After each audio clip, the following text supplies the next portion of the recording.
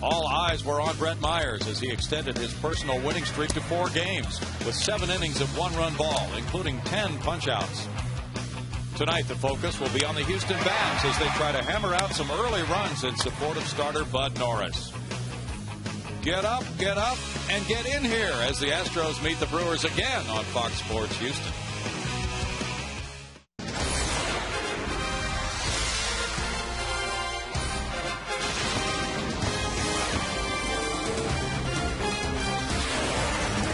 Live from Minute Maid Park in Houston, Texas, Fox Sports Houston brings you Houston Astros baseball. Tonight it's Game 2 of this 3-game series. The Astros meet the Milwaukee Brewers.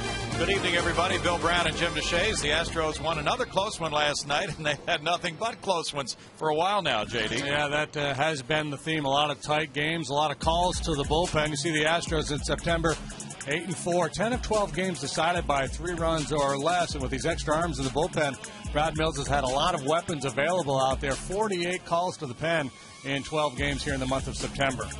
Brandon Lyon has piled up 71 appearances this year. He had 4 in a row, got a rest last night. Tim Burdak's up to 57. And Wilton Lopez, who hasn't pitched in a few days, has 62 appearances. Yeah, Wesley Wright, the only guy who really hasn't gotten the ball. He has not pitched since his recall. Wilton Lopez has had 3 days off now as he tries to bounce back a little bit. Brandon Lyon has been outstanding for the Astros this year, first in that 8th inning role and then stepping up when Matt Lindstrom went down. Coming up, Bud Norris, the starter, hopes to limit the bullpen appearances necessary tonight, and maybe the Astros bats can pound out a merry tune against lefty Chris Capuano. We'll be back with Game 2 of this 3-game series in just a moment.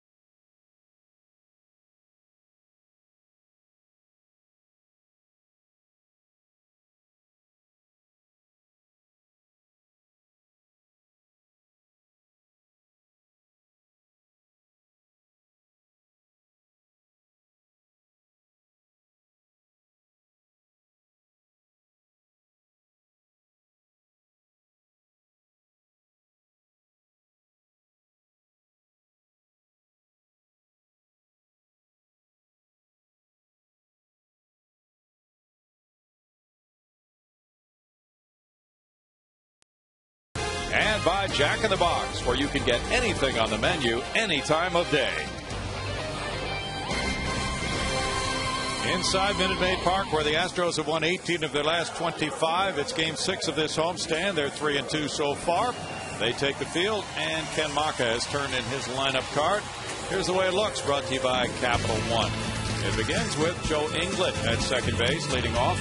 Alcides Escobar is the shortstop. Ryan Braun with a .344 road batting average leads the majors. He's in left field. Prince Fielder is back at first base after missing last night's game with flu-like symptoms. It's Casey McGee at third base. Corey Hart in right field. Carlos Gomez in center. Jonathan Lucroy, the catcher, for Chris Capuano.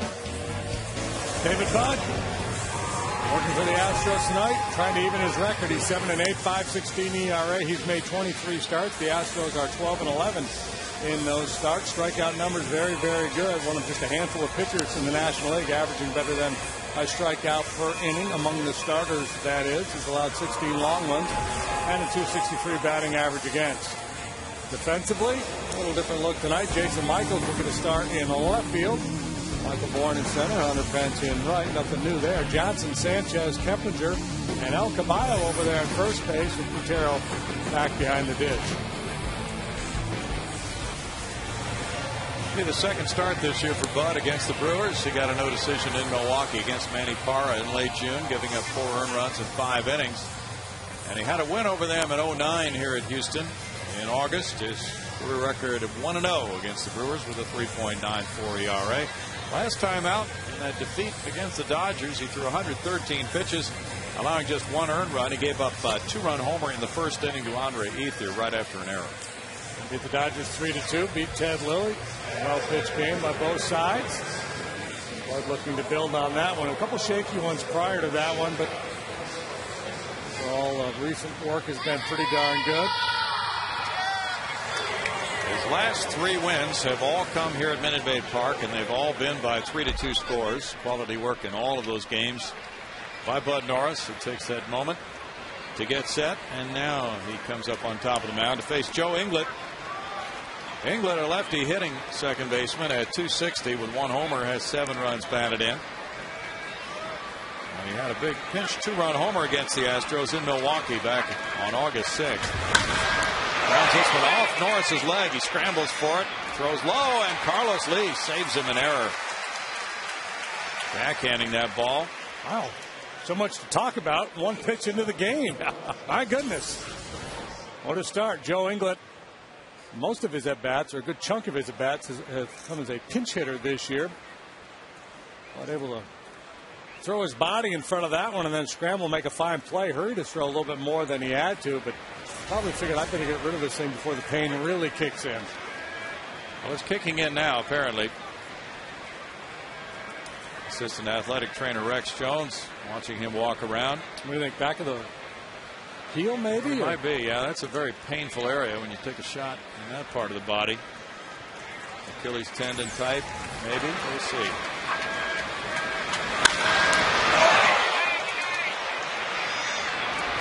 Hacky sack move there.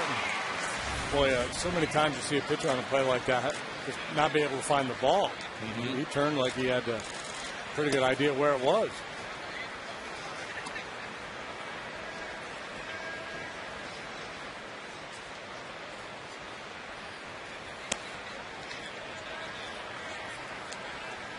It was so fast. It was very hard to tell. I didn't know if if it's heel or Achilles. That would be an issue, of course. And then maybe if it jumps up and catches into the calf muscle, you're not as vulnerable there. But if that knots up, it'd be tough to pitch. We'll keep an eye on him. And he'll face Alcides Escobar next. Escobar was 0 for 4 last night, hit by a pitch. On Escobar, I bunt. See if Bud can make a play on it. Yeah. With his speed. He is a flyer, 244. He's showing Bud and taking strike 1.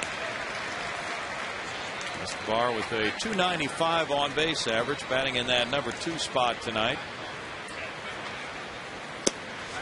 That's where it was in last night's game as well. And it is a 2-ball, no strike count, or 1-1 rather. Tim Welke behind the plate. Jim Reynolds, Bill Welke, Mike DeMuro on this crew. And that one's top foul. The Welke family. Call them as they see them.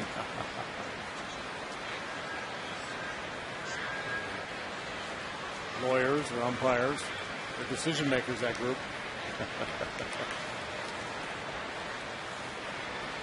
The Brewers are 66 and 77. They trail the Astros now by 2.5 games in the NL Central. Houston in third place. Milwaukee in fourth. It's 2-2. At the All-Star break, Milwaukee had a 4-game lead over Houston. The Astros in fifth place at that point. Their pitching has steadily improved since the break. Ken Maka's club, meanwhile, has been challenged with the 14th best ERA in the National League. Rolled out to Carlos Lee. He tosses to Norris, who's limping a little bit as he hits the bag. 2 outs. So far, it's been a two-man game. First play, Norris to Lee. Now Lee to Norris, and obviously Bud's still bothered as he kind of gimps over there to first base.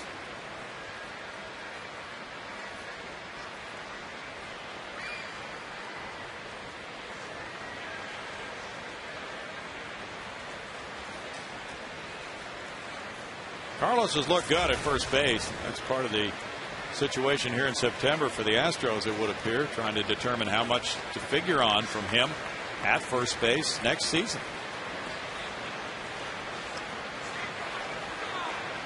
This is his ninth start at first base this year. And it could be, and I think a lot of people think, well, if Carlos leads the first baseman next year, then Brett Wallace is in AAA. But you could see a scenario play out where it's very much like it is now. Carlos gets some starts at first, gets some starts in left. Wallace plays some first. If J. Mike is on the club or somebody else can play left field, get some starts out there. You don't have to have a first baseman that plays there 160 times. True. Ryan Braun has a 1-0 pitch coming from Norris. And it bounces. 2 balls, no strikes to the slugging left fielder with 20 homers, 85 runs batted in, a .304 batting average. And we mentioned that road batting average for Braun is the best in the majors at .344. Hey, he could use a bronze shaver. Yeah? I think he already did.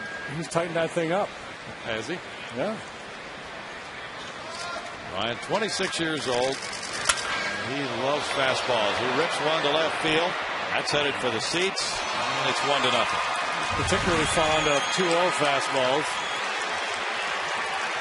21st homer, 86th run batted in for Ryan Braun. That's his second career long ball against Norris. Well, he's been swinging well lately. 2 hits last night plus a walk, double single his first 2 times at the plate. Just missed a home run his first time up yesterday. He jumped all over that 2-0 fastball. Talk about getting the head out in front. That's a great look at it there.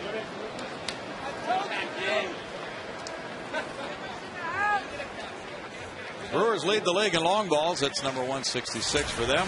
That guy gets a souvenir. Prince Fielder's back in the lineup. After sitting out last night with flu-like symptoms, he was sent back to the hotel by the Brewers after he arrived at the ballpark. He has 30 homers, 74 driven in, a .273 average. Fouls that one, it's 1-1. So that snapped a string of 327 consecutive games played for Prince Fielder, which was the longest in the majors. For the home run, the helmet stays on a long time. Have to shake everybody's hand and all that stuff. 1-2 to Prince. Prince coming off a .300 batting average on the Brewers homestand. A lot of baseball without a day off. It carried him more than 2 years. Gutierrez likes to stand up when he calls for that high fastball, like an old-fashioned hind catcher, and butt through that one on the knees. A man not particularly sharp right now, so if I'm Q, I just kind of put the sign down and sit behind home plate. He gets a strikeout on the slider. Fielder whiffs. That ends the Brewers first. They get a Braun homer and have a 1-0 lead.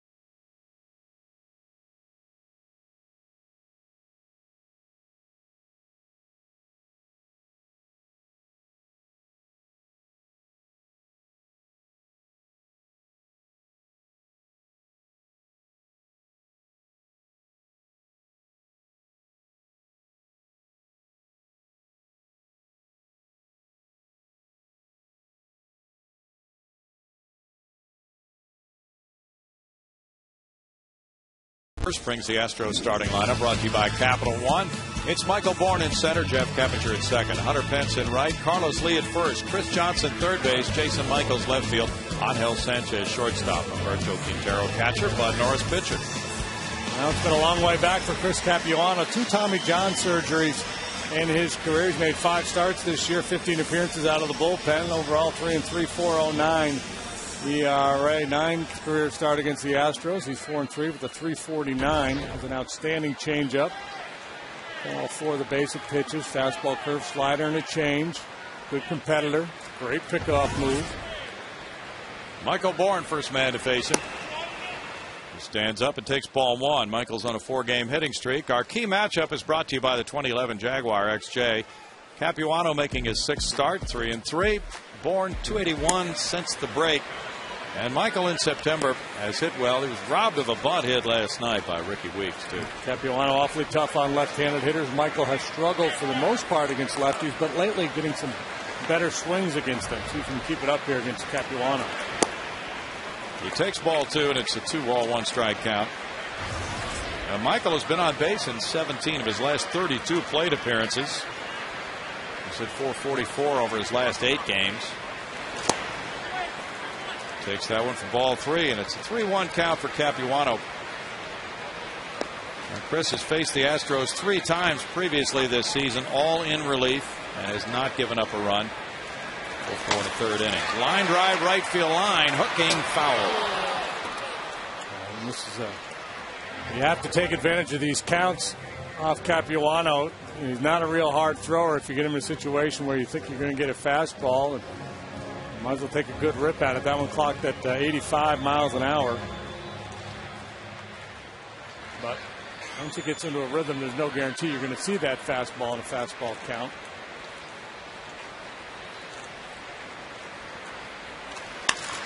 Bourne hits it in the air, and the left fielder Braun comes over. This ball is sailing over into the seats. Still a full count. Capuano 4-3 in his career against the Astros.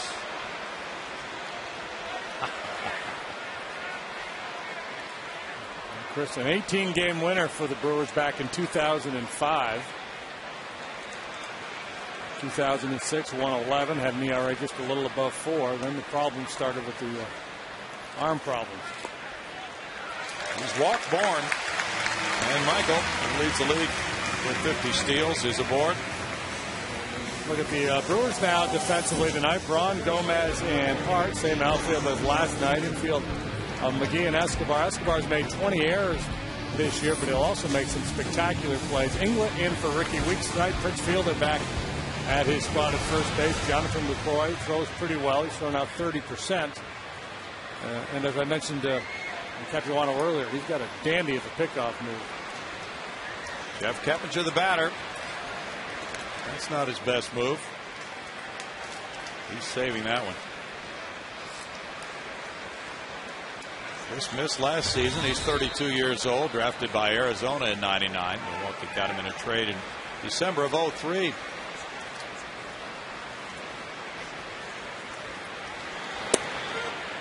Strike on the former Duke Blue Devil. Yeah, he's got an economics degree from Duke. Valedictorian of his senior class in high school.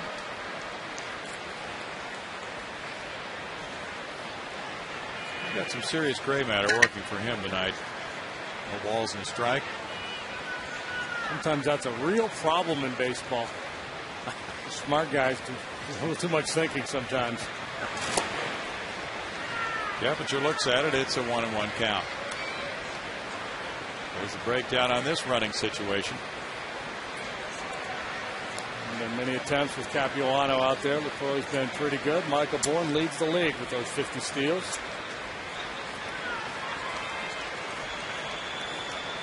The Astros have run very well against Milwaukee, 13 out of 15 this year.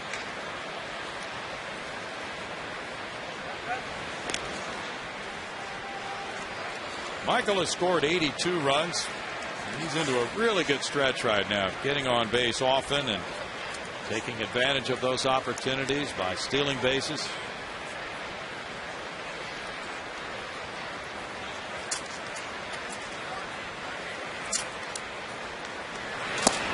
Keppinger looks at it. It's a ball.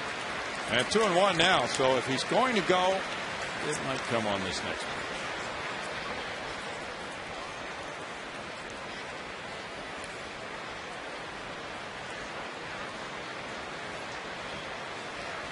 I think there's a pretty fair chance he won't be going though.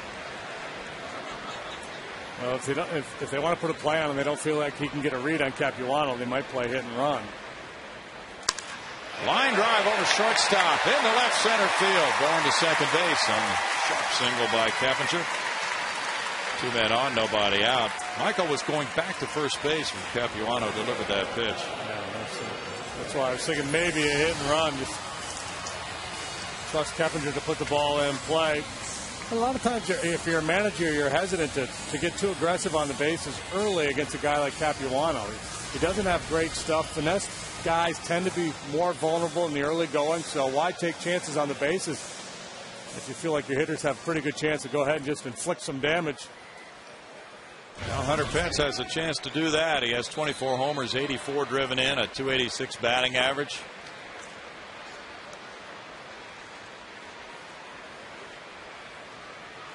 New career high in runs batted in for Hunter.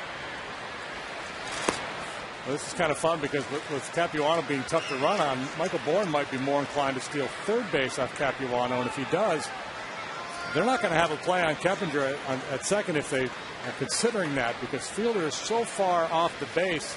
Check out the lead that Keppinger's getting here. I mean, this is the kind of lead you take and you kind of feel guilty, like you're getting away with something. Am I really supposed to be here? Meach, keep me covered. Make sure nobody's sneaking in on me. Pence takes ball 2. It's 2-0 to Hunter, who's 9th in the league in hits. That's the big lead that he can take with Fielder way off the line. This allows Inglet to play closer to second base to cover up the middle, and Fielder, by sliding over a little bit, helps to plug that hole. 29 hits to right, but lately he's gotten a lot higher percentage of his hits to the right side.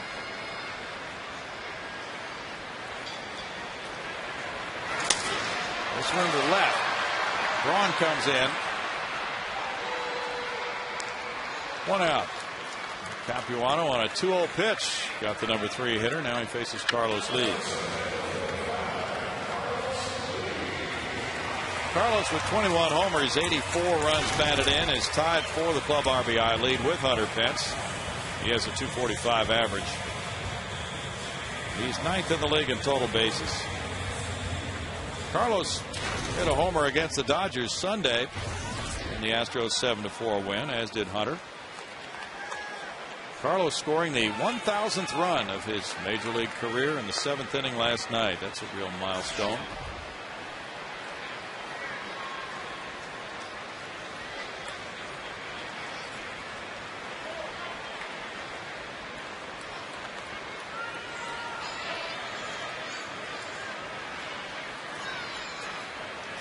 Last time Capuano started against the Astros was against Roy Oswalt here in 07.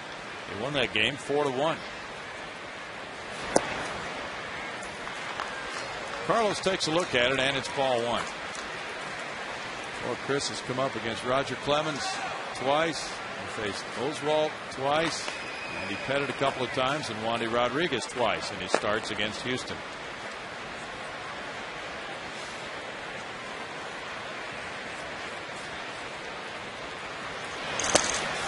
Big cut. It's 1-1.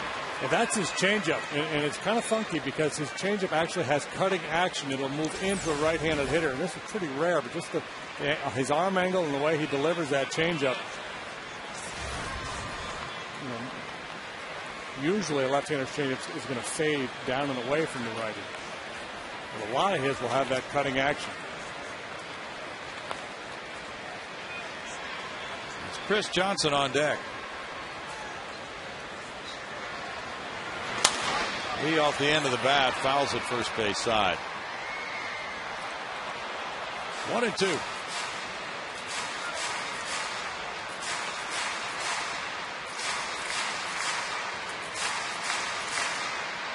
You got your homework done. Maybe the teacher's cutting him some slack early in the school year.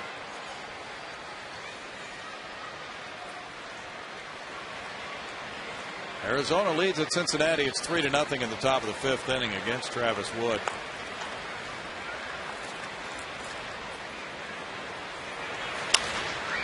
In the air, and this one goes out to shallow left field as well. Escobar calling.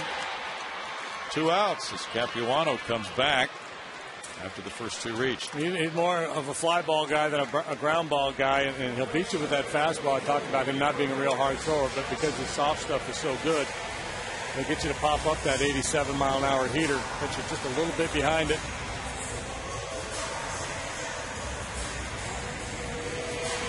Chris Johnson, who's hit .264 against lefties, is next.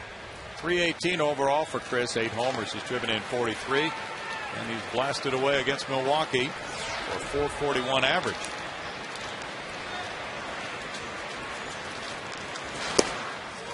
That's strike 1 to CJ.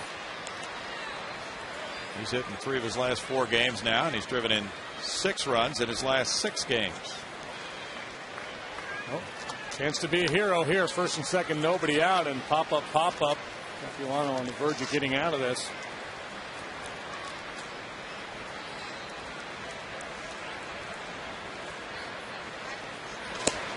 In tight, 1-1. Last night in the 7th inning, when the Astros were tied 1-1 and then came up with 3. Carlos Lee had a 2-out RBI single on a 1-2 count, and Johnson followed with the same result. 2-out RBI single on a 1-2 count. 2 of the clutch hits in the game. The Astros won it 4-2. In tight again. It's 2 balls and a strike. The Brewers have had very solid starting pitching the last 11 games. Ken Maka, in the final year of his contract, has not received an extension. Brewers starters have a 1.88 ERA in 11 games here in September. That's high to left center field. Ryan Braun turns to watch it. That's going on a long trip. 3-run bomb for Chris Johnson, number 9. Boy, he takes that hero's role seriously. That's 46 runs batted in for CJ, and he got a rip on that one. Wow, talk about picking up your teammates. 2 on, nobody out, 2 quick outs. CJ says, hey, jump on, fellas. I got you covered. Pitch by pitch, changeup, knee high. Well done for strike 1. Then the fastball missing in. And Capuano doubles up in there. And then one more time, fastball. Down a little bit, inner third. And Chris Johnson hits his second big home run on this homestand. Getting some lift on that low heater. He's driven in 11 against the Brewers. And he's among the rookie leaders in homers in the National League. Jason Michaels looks at ball 1. 3-1 now with Michaels hitting at .247. It's a 1-1 count for J. Mike, who has 7 homers, 23 runs batted in. 428 feet. If you've got your home run chart out at home and you want to mark that down, how far that was. Okay. 1-2. Michaels' 12th start in left field. And he and Carlos Lee have been in the same lineup, with Lee at first and Michaels in left 6 times. The Astros are 5-1. He rolls it out to shortstop. Escobar charging, throws on the run, and makes a good play to end the Astros first. 3 runs coming in on 2 hits. Chris Johnson has the big blow and the important one with 2 outs in the inning to make it 3-1.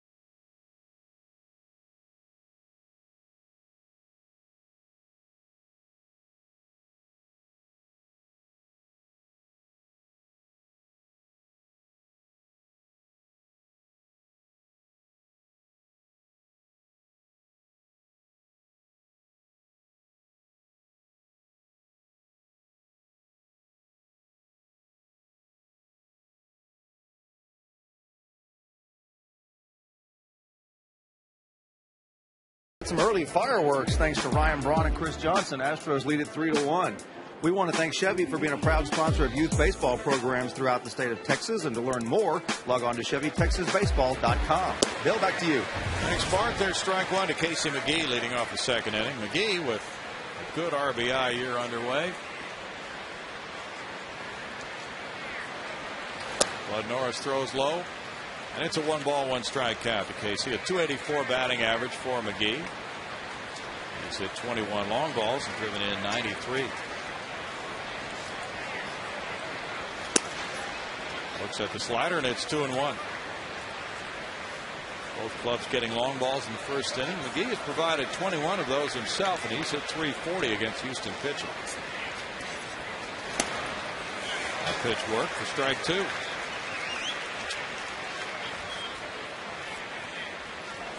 Back-to-back sliders. First one just off the plate, then a good downer there on the plate. Hello. Right on the outside edge. Fastball, strikeout number 2.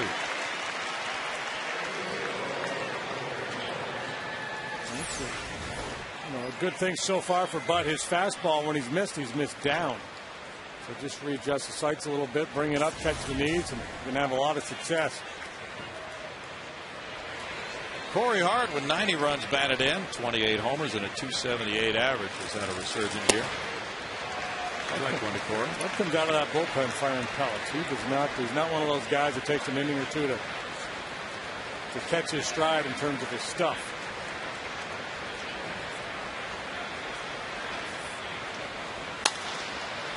Hart fouls it away. It's 0-2 to Corey, who tried to dunk in his first varsity basketball game. How'd that work out? Not well at all. Hit the rim and he didn't make it. Did he quit the team? No. He grew up in Kentucky, but his dad was a diehard Tennessee fan. He doesn't know which one to root for now. Struck him out looking. That's 3 strikeouts in a row from Bud Norris. As I mentioned, Bud, one of 8 pitchers in the National League, starting pitchers, of those who qualify, who pitch enough innings to average better than a strikeout per inning. I think it's Hart looking at a changeup there. He's been working hard on that pitch as the season has developed. Carlos Gomez looks at a strike. Center fielder at .231 with 5 homers, has 23 runs batted in. It's been a disappointing year for him. Had 2 hits, drove in a run, stole a base last night, though. This grounder goes out to Keppinger. Over to Carlos Lee. Quickly, Norris retires the Brewers in the second with a 3-1 Astros lead.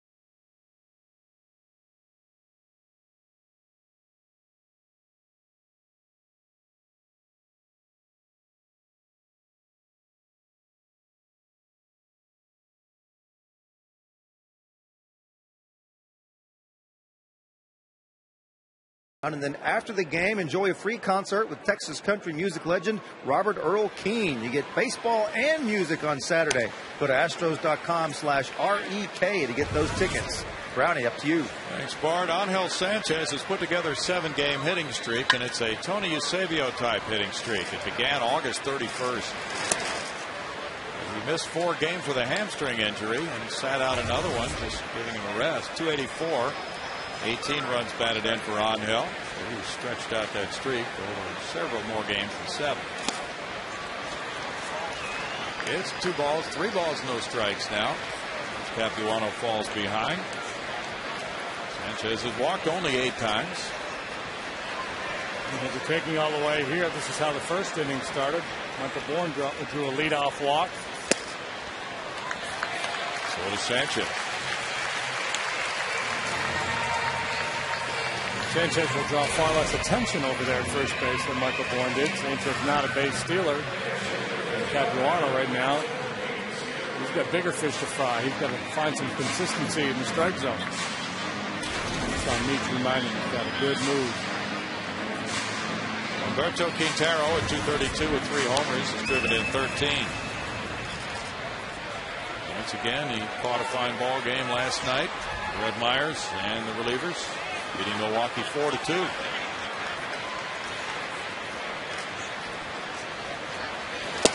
Quintero looks at that one, strike 1. He had a 3-game hitting streak, which was snapped last night, but he's hitting 10 of his last 15 for a 304 clip.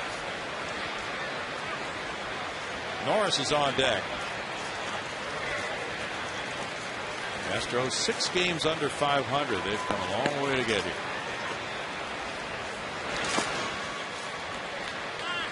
1 ball and 1 strike. Since the 1st of June, their record is 52-41. 7-6 against Milwaukee this year. 4-0 at Minute Maid Park. Milwaukee had scored 4 runs in those 4 games.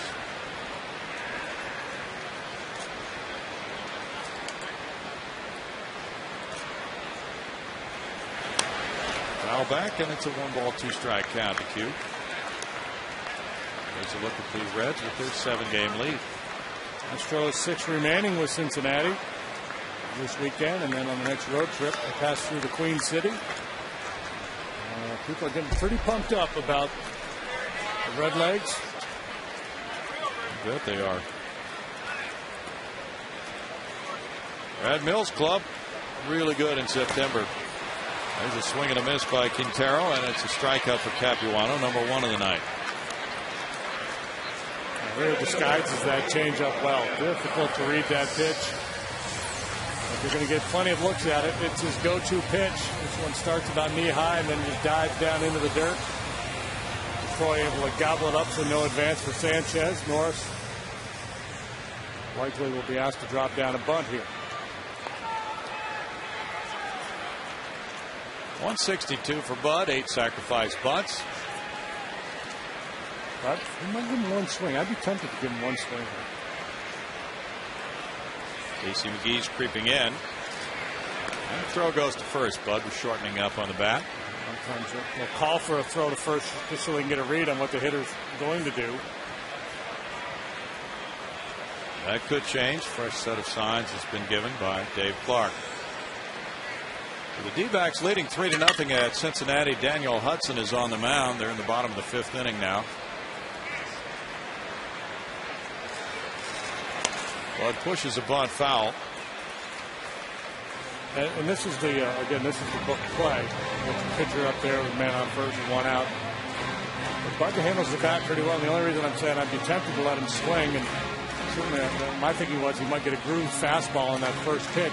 So say you get the successful bunt down. So you get 2 outs and a man on second. He's not really speedy. Now you get Michael Bourne up there against a left-handed pitcher. And even though Michael's been a lot better lately, he still hasn't done a whole lot against lefties. And a lot of times he shoots the ball in the left field off a lefty. This bunt goes out toward the mound. Capuano bare hands. Throws to Inglet. Sacrifice 1-4. Sanchez to second. Looks like Bud's still limping a little bit. Well, and that may have factored into Brad Mills' thinking too. Let's just get a bunt down and get him back in the dugout. don't want him out there running around the bases. If he were to get a base hit. He can run. He is not running at all.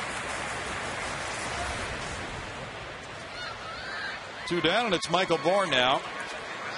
Michael walked and scored on the 3-run rip by Chris Johnson. Johnson's 3rd 3-run homer, all at home this season. And the last one came in Bud Norris's last start. It was off Ted Lilly. It was huge. It was in the middle of the game. It was a game winner. And it looked very much like this one. Yeah. Towering blast to left center field for a 3-2 win. That came in the 6th inning of that game, and that was during a 12-pitch at bat. Great at bat for Johnson that night. Bourne takes it. It's a strike to Michael, and it's 0-2. The Astros have hit well against Brewers pitching this year. .284 team batting average. They've scored 61 runs in 13 games. But everybody's hit well off Brewers pitching this year. Yeah, they've had a rough year. 1-2. Tomorrow will be the final game between these two clubs this season, and it'll be a day game at 1:05. All right. You love those day games. Brunch and a ball game. Jay Happ and Dave Bush will provide the entertainment for you. Wednesday, it's hump day. Yeah, that's a good day to knock off work and come to the yard. Capuano with crooked numbers in the early going. And now it's 2-2. Feels like he got pinched there a little bit by Tim Welke. Capuano doing the walk-off. He was heading to the dugout. Pitch number 4 there on Fox Tracks. Confirming Tim Welke's call just off that outside edge. The Astros have beaten 8 straight left-handed starters. They're 25-14 in games started by southpaws. That's the second best winning percentage against southpaw starters in the National League. Bourne started the bat. He took it in the dirt for ball 3. Full count to Michael now. Phillies and Florida are tied 1-1 after 4 in Florida. That'll be a good show. Texans huddle after the fantastic performance they had in game 1. We'll see what's up next with Washington.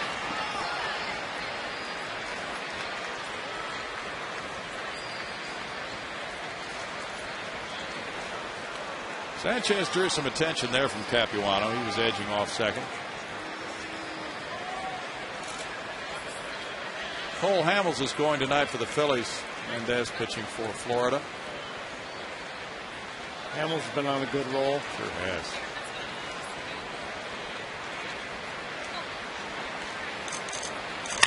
Michael with a liner to left. Braun coming in and with the catch. That ends the Astros second with no runs, no hits. A runner stranded. 3-1 Houston after 2.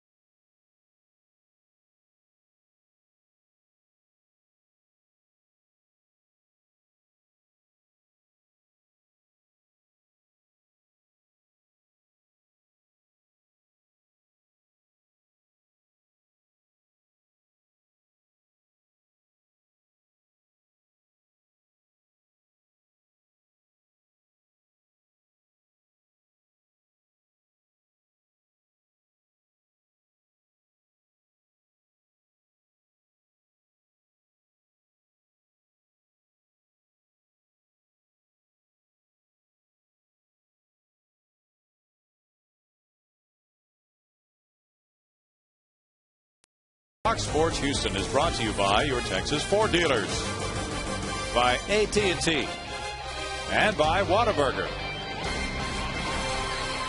Nightfall in downtown Houston. If these clubs got on the board here at Minute Maid Park in the first inning. Braun hit a homer for Milwaukee. Johnson hit a 3-run shot for Houston. Jonathan Lucroy takes, and it's the first pitch, ball 1 for Bud Norris here in the third inning. With 271 hitting Lucroy with 4 homers, 17 driven in. 2 balls, no strikes with pitcher Capuano on deck. But settling in after that Braun home run. 4 quick outs, 3 by strikeout.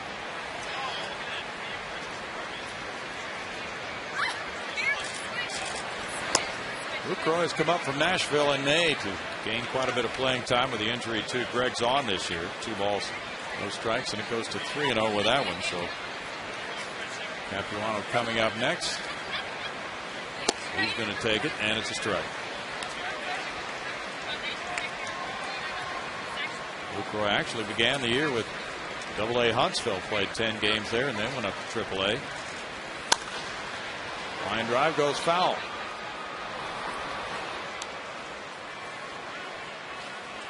Lucroy sitting on a fastball, but still a little late to the party there behind that 3-1 heater from Bud Norris.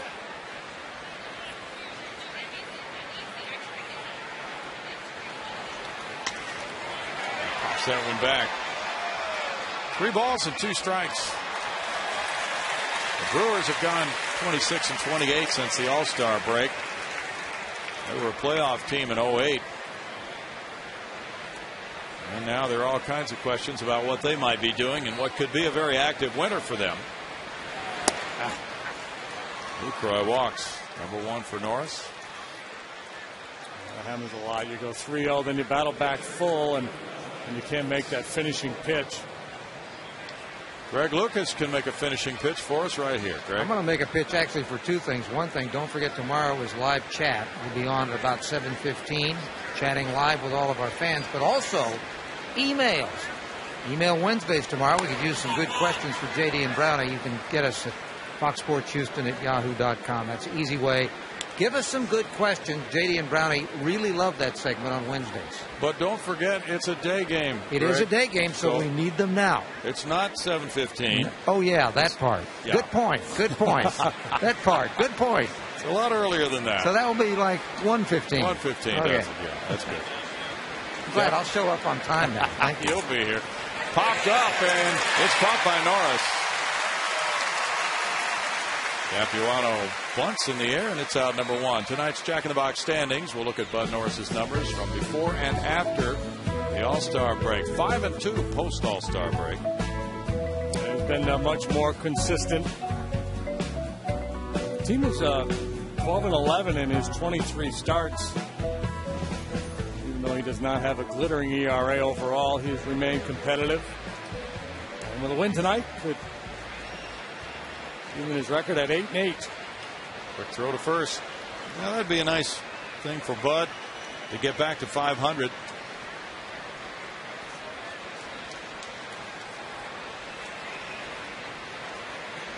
Inglet looks at that pitch, and it's ball 1 to Joe. Grounded back to Norris. A big ground ball off his foot, actually, which has appeared to slow Bud down a little bit running, but not pitching.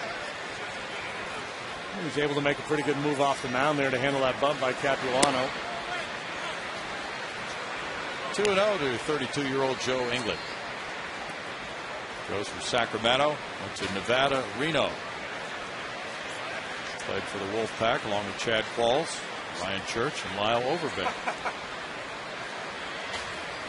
Joe was with Toronto last year. They weren't all there together, though, were they? I don't think they were, no. That would have been a powerhouse. Oh, yeah.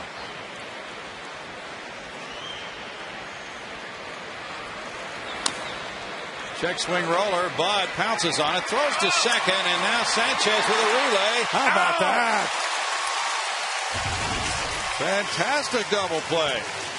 Norris was very quick in starting that 1-6-3 twin killing. And it's 3-1 Houston.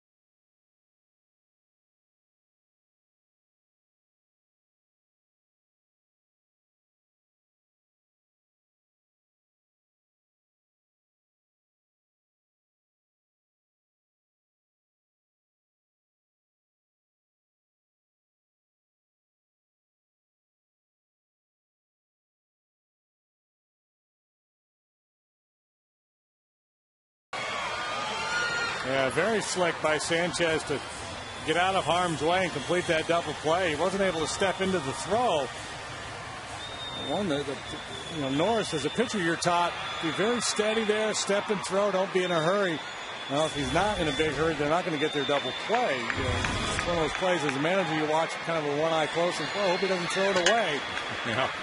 Jeff Keppinger single to left center. There's strike one. He came around to score on the Chris Johnson 3-run homer. Jeff, a .306 career hitter against Milwaukee. It's a 1-ball, 1-strike count. Carlos Lee stretched out to take that throw. And Astros got the call. All got there inches ahead of the base runner, England. 1-2 for Capuano. Both teams have had strong starting pitching lately. And that continued last night for both. Marvison, 6 innings, 1 run for Milwaukee. Myers, 7 innings, 1 run for Houston.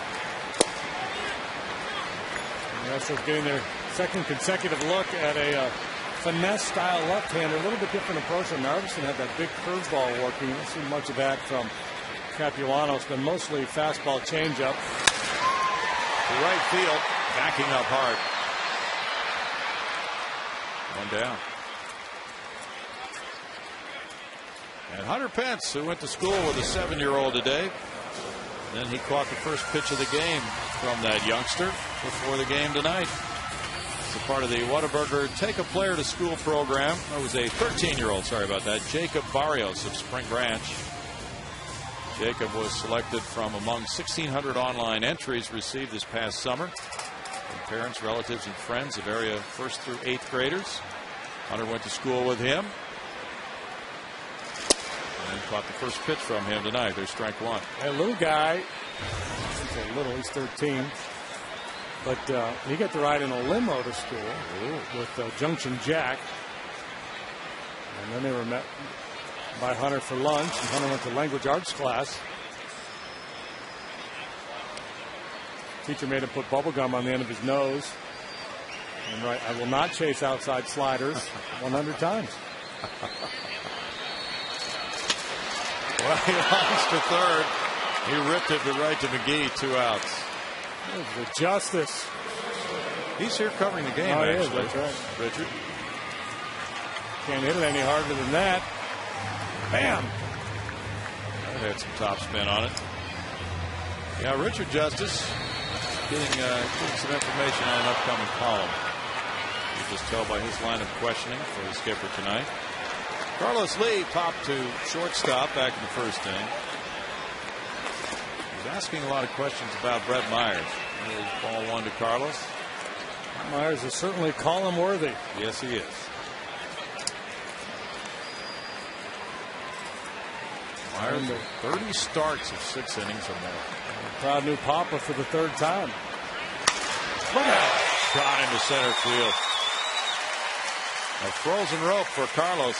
And the former Brewer gets hit number 3 for the Astros. A couple of rockets here. One off about 100 Pence for an out. And then this screamer right through the middle of the diamond. Time for the Coors Light Cold Hard Blast. CJ hit one Thursday night. Well, that's the one off Ted Lilly in Bud's last start. And now, boom, very similar looking swings off the left-handers. We're talking about train track power here. No wall scrapers there. Now 2nd time up for CJ.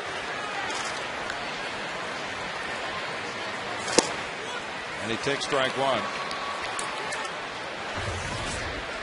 See, that's a smart Duke guy right there. Pretty much the same pitch he threw for the home run. There's no way he's looking for that pitch. Doesn't think I'll come in there again. Throw goes to first. CJ's only the 2nd Astro rookie in the last 10 years with as many runs batted in as he has right now. He has 46. Hunter Pence, the other one, drove in 69 in his rookie year of 07. CJ's 2nd in batting average among National League rookies. No balls, 2 strikes.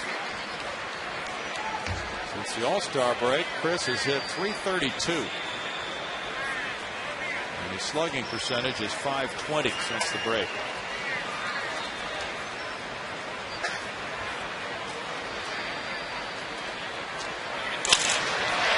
Out into left center field. Gomez moving over to take it in for the third out. It's no runs a hit. One man stranded after 3. Astros 3, Brewers 1.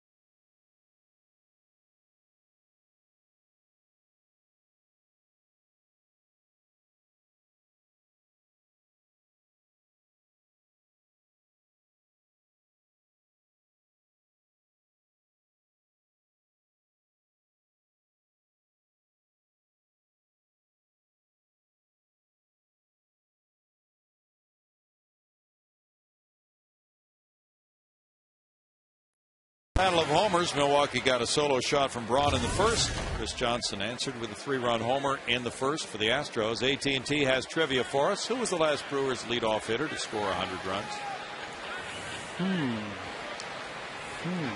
Ricky Weeks is going to get there.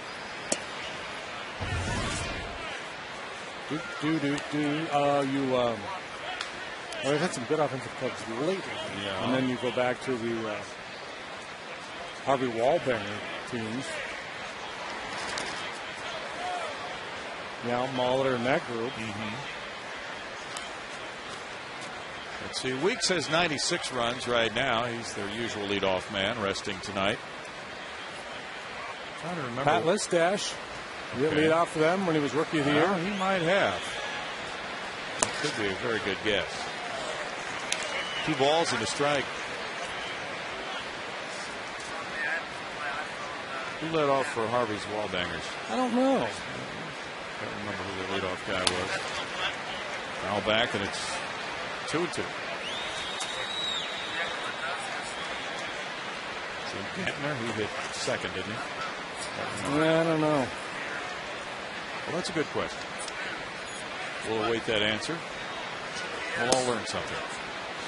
3 balls, 2 strikes. When I was growing up and through college, I was much more of a National League guy. Paid more attention to the National League than the American League. And Brewers, of course, back in the day, were an American League club. Not that I'm making excuses or anything. No. Not at all. Mets are clobbering Pittsburgh 9-0 after 6. Fly ball, Michael Bourne in shallow center field. Running catch, 1 out. Carlos Beltran hit his 4th. Nick Evans his 1st for the Mets tonight. I'm putting up a zip code on the Pirates, 13230. First 5 innings. Well, Zach Duke gave up 7 earnings in 3 1/3. R.A. Dickey's the beneficiary of all that run support. Pirates continue to search for their 16th road win of the year. Ryan Braun homered on a 2-0 pitch in the first inning. Norris has allowed 17 long balls this year. There could be a big shakeup in the managerial ranks here in the National League Central. What are you looking at? Well, the Cubs got to hire a manager. Yeah. It seems like Ken Maka is on dangerously thin ice, given the fact that he does not have an extension at this point. Correct. Is John Russell in Pittsburgh? I don't know. Did they bring JR back after this year? I don't know what their thinking is over there. I know they extended him, but that doesn't mean they necessarily have to keep him. No. I'm not sure Tony La Russa is coming back. Right. One ball, one strike. And Tony apparently, in a recent article, said that he feels he's been under too much attention, too much scrutiny for things this year for the Cardinals. There's his little feud, or whatever you want to call it, with Colby Rasmus. Disagreement, misunderstanding. And rumors that he might perhaps be open to saying that's it in St. Louis. 2 balls and a strike, and then with these other openings, he could find one of those. Who knows if he wants to continue. Cubs, of course, are interviewing. And it's announced today that they're going to interview Bob Melvin. 2 balls, 2 strikes.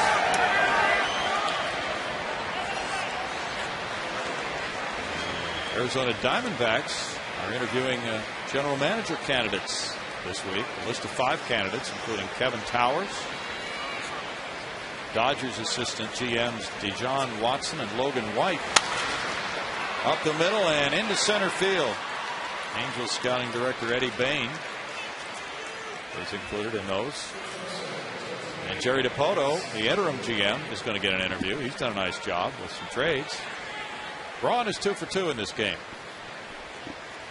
So the D-backs want to get a jump on that situation and put a GM in place perhaps by the end of this season. And the GM will decide about Kirk Gibson's fate. Prince Fielder struck out in the first. But Norris steams a throw over on Braun. Braun has 14 stolen bases in 17 attempts. And Bud has one of the best right-handed pickoff moves I've seen in a while. Very quick.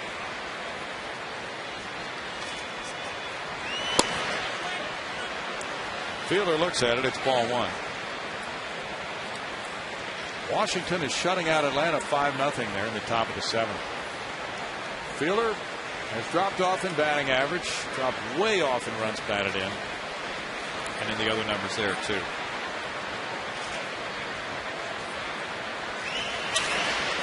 That's a towering pop-up. Keppinger in for it. 2 outs. Came close to hitting the roof. Have we ever seen a pop-up hit the roof over fair territory? No, we have not in this ballpark. The last Brewers leadoff hitter to score 100 runs is provided by AT & T. And the answer is, whoa, Fernando Vina. Oh, okay. Nice. 101 and 98. Yeah, he's a good leadoff man. Hard-nosed player. Back to 98 for that. And Murph points out that Jimmy Gantner did lead off for those clubs back in the 80s. Okay.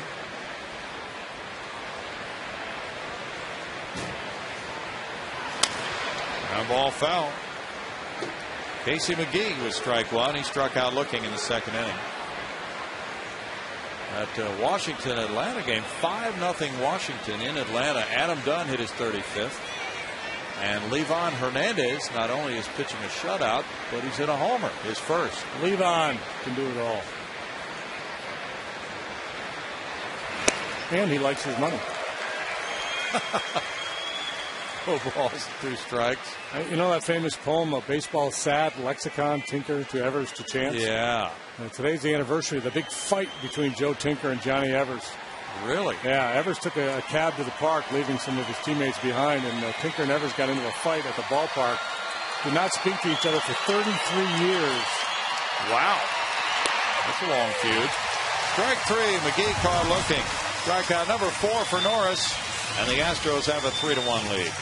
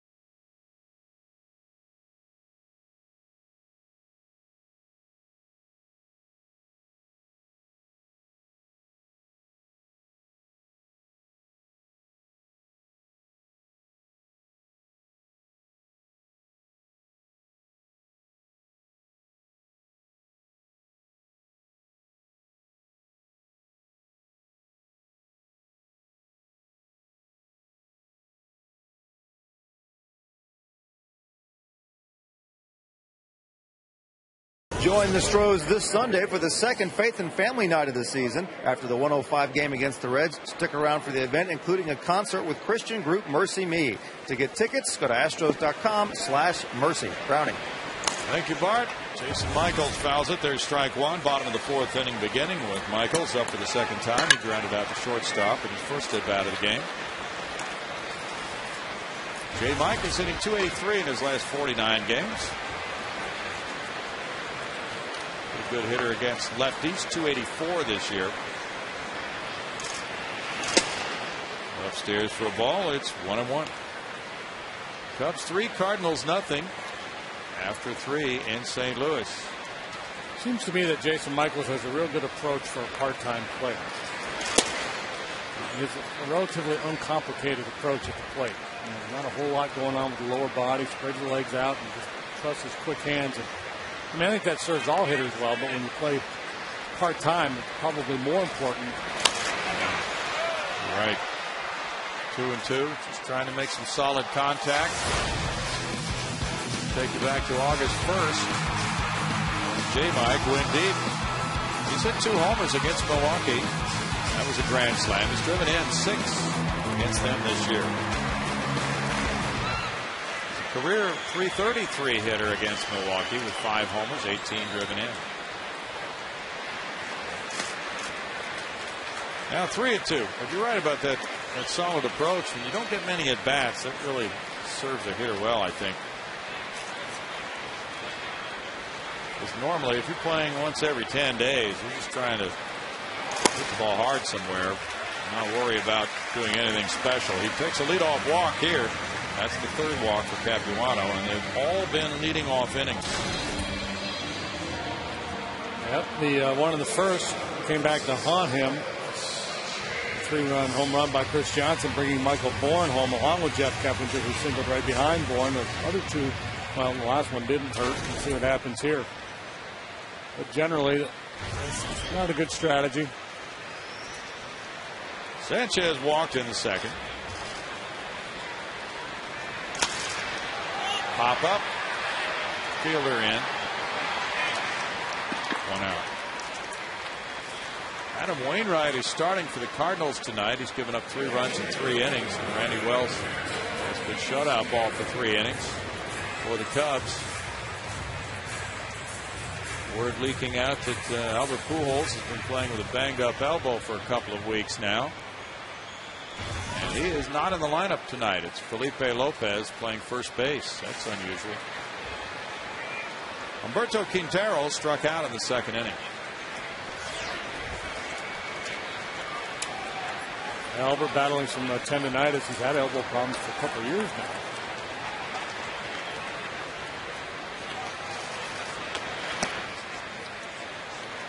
Quintero looks at ball 1. Well, the Reds will be here this weekend. Dusty Baker's crew with a magic number 13 to clinch the NL Central. Friday night, it's Wandy Rodriguez and Johnny Cueto at 7:05. That gets the series underway. Saturday night at 6:05, it's Nelson Figueroa and Bronson Arroyo. Sunday at 1:05, Brett Myers and Travis Wood. Who's pitching tonight? Pitching pretty well, but on the wrong end of a 3-0 score right now. It's that the Hudson kid, the guy we saw in Arizona, Daniel Hudson, pitching for the D-backs. He looked good. Yeah, he was good last time out too. Capuano gave up 3 on a homer by Johnson in the first.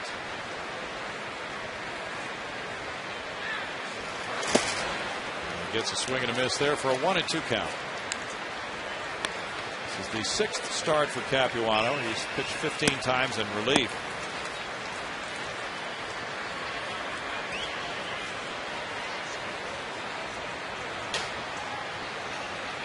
Did well in his last start against the Cardinals, winning at 8-1, giving up 4 hits and 1 run in 7 innings.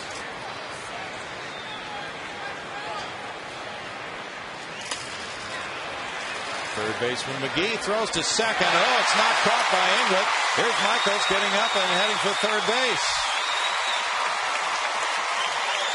Inglet failed to catch the throw from McGee, and runners are at first and third with 1 out. Fielder's choice, E5. open door. See if the Astros can take advantage. McGee comes hard, thinking double play. The throw sails on him a little bit. England not able to hang on. Should have at least caught the ball. Yeah. And I think at that point, when you see that errant throw, you give up the idea of turning two and just stretch out like a first baseman and catch it and get the out at second base. That's a bad throw, but I put the E on the second baseman there. That's where it goes. The official score charges England with his second error of the year. And now it's a first and third one-out situation for Bud Norris. He put out a sac bunt in the second inning, his ninth of the year. Still played up for Escobar and England now. McGee's even with the bases. You see at third creeping in. Norris pops it back. Strike one for Bud. Yeah, there's the cross up. A chance to take a whack out one. Maybe the leg's feeling a little better. Yeah. Big Mark signs for this next pitch. Capuano started out at Nashville and came up in late May.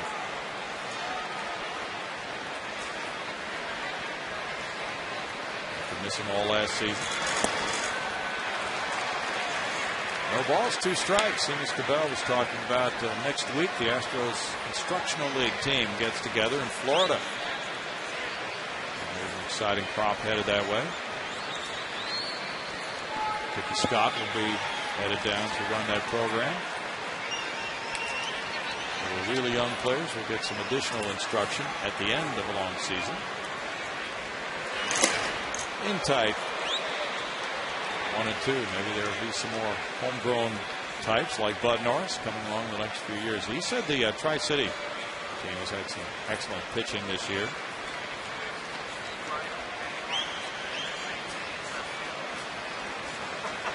The Astros went a number of years without an instructional league program and started to back up a couple seasons ago.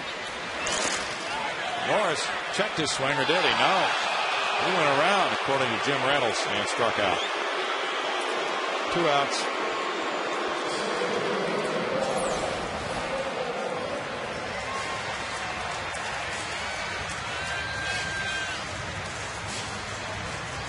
Now Michael Bourne comes up. The Tri-City Valley Cats have been rained out 2 nights in a row now in Game 2 of their championship series in the New York Penn League. They're trying it again tonight at Brooklyn. Bourne walked and scored in the first, hit a fly ball to left in the second. Fouling it back. Enos likes the pitcher tonight for Tri-City, Carlos Quevedo.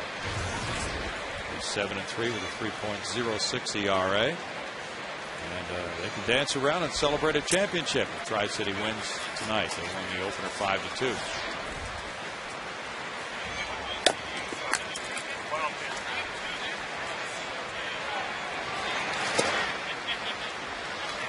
One ball and 1 strike to Michael. We're playing the Brooklyn Cyclones? Yeah. The Cyclones are named after the roller coaster in Coney Island. Oh, that's right. The Valley Cats, that's just a catchy name. Line shot. Oh, man. Fielder. That was on its way to the right field corner. And he got up and snagged it for out number 3. A bullet. Too quick to look at the first time. Here it is in slow motion. And it's 3-1 Houston.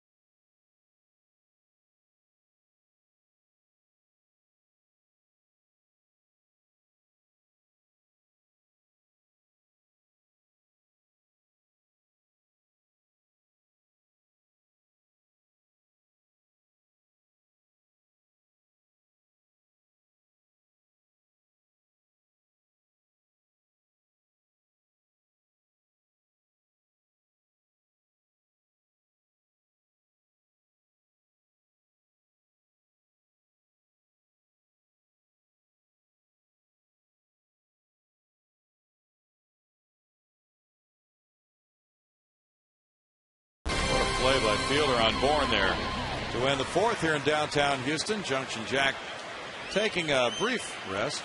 He hardly ever stops moving. Crowd is watching a 3-1 ball game. And all the runs have come on first inning homers. Ryan Braun hit a solo shot, and then Chris Johnson connected for a 3-run blast. Bud Norris steals, and it's ball 1 to Corey Hart. Inning number 5 underway. Hart struck out looking in the third. We just got the Astros 2011 schedule. It's just been released. 50th season for the Astros next year. 1 ball, 1 strike. The Astros will open on the road in Philadelphia Friday, April 1st. 3-game series there. Then they go to Cincinnati for 3. And they come home for a 10-game homestand starting Friday, April 8th against Florida, the Cubs, and the Padres. 2 balls and a strike.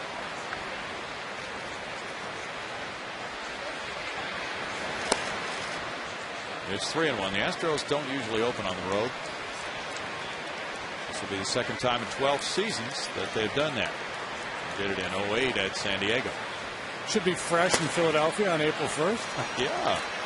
Leadoff walk. Well, that's the theme tonight. The Astros have coaxed 3 of those, and that's number 2 for Bud Norris. Astro hitters will have all winter to contemplate facing Roy Halladay on opening day in Philadelphia when it's 37 degrees with a slight drizzle falling. Yeah, so you get Halladay, Hamels, and Oswalt. First 3 games out of the chute. Probably. It started this year with the Giants. Yeah, Lincecum, and remember all the good pitching the Astros faced there? Yeah. Bunt by Gomez, and the ball's dropped by Quintero. So Gomez calling him out. Wow. He was hit as it came up, and he was in fair territory. So Gomez is out, and that play will be credited to the catcher, 2 unassisted in the scorebook. Ken Maka doesn't think so. Well, let's take a look, see what happens here. Gomez is a very good bunter. He tries to push this one out. Wow, it was hard to tell, but Welke's got a great look at it and an emphatic call. Or does he have a great look at it? Oh my, that's so close. And maybe just brushed his hand there. Maybe. Flipped his jersey. That is awfully tough. But just the way Welke called it, though, leads me to believe that he saw it. Yeah, look at it. The spin comes back the other way. It hit his hand. You can see it kind of spin back the other way. 2 unassisted, and the runner, of course, has to return to first. Now balk call. We've seen this a couple times now. But so quick with those feet, and he gets called for not clearing the rubber and just spins the first base. Now Carlos Lee's going to come over. Bud's upset about that. He called for a couple of balks, and he's throwing a couple errant pickoffs moves. So this is a very effective weapon for him with quick feet, but he gets into trouble with it too. And Welke's saying he stepped towards home first. A little stutter step he did.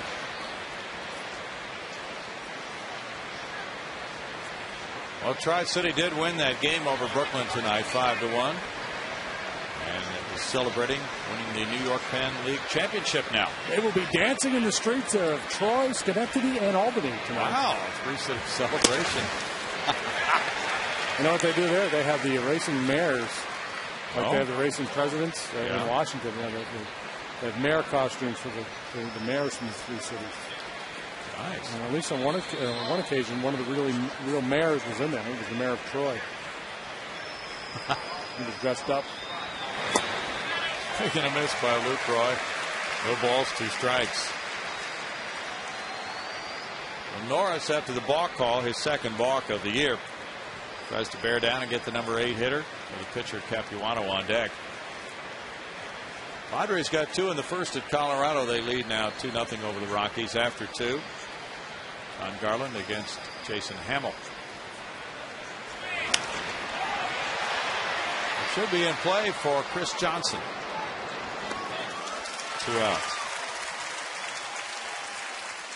M.D. Anderson, this date in baseball history. On this date in 1999, the Astros set a team record by winning their 12th straight game. Shane Reynolds hit a home run. Astros win 12-2 over the Phils.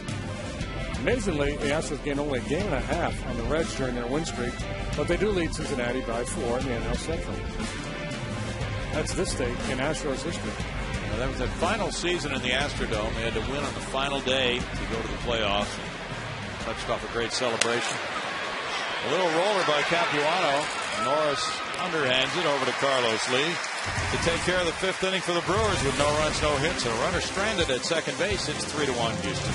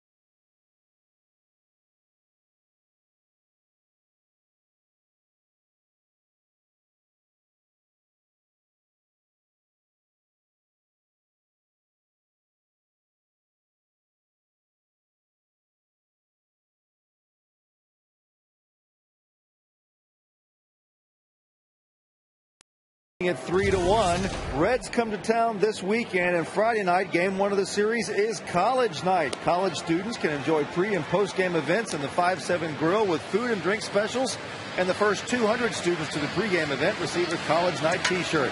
Buy your tickets tonight at astros.com/college. Brownie, back to you.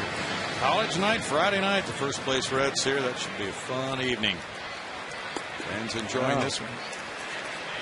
3-1 Houston. Keppinger, Pence, and Lee do up in the home 5th. Kids will be pounding down some hot dogs. Keppinger singled and scored in the 1st inning. He flied to right in the 3rd. Ball 1. And the freshman 15 is a myth. Is it? Yeah, I heard that on the radio today. It's more like the freshman 5.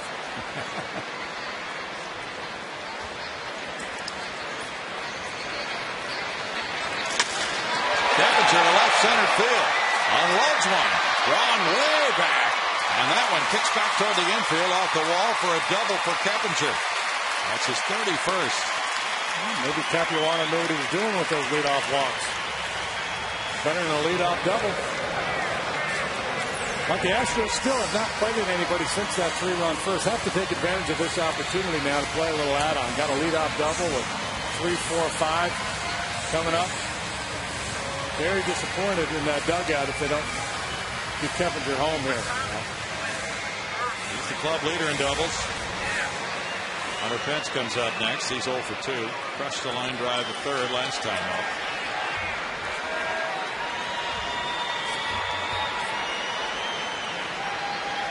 Carlos Lee is on deck. That's hit number 4 for the Astros.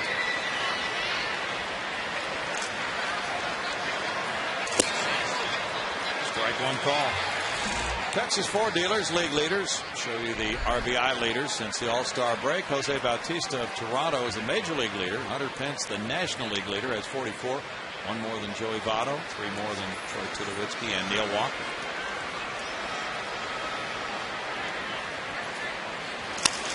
Ground ball 3rd. McGee looks the runner back. Goes out Pence. 1 out.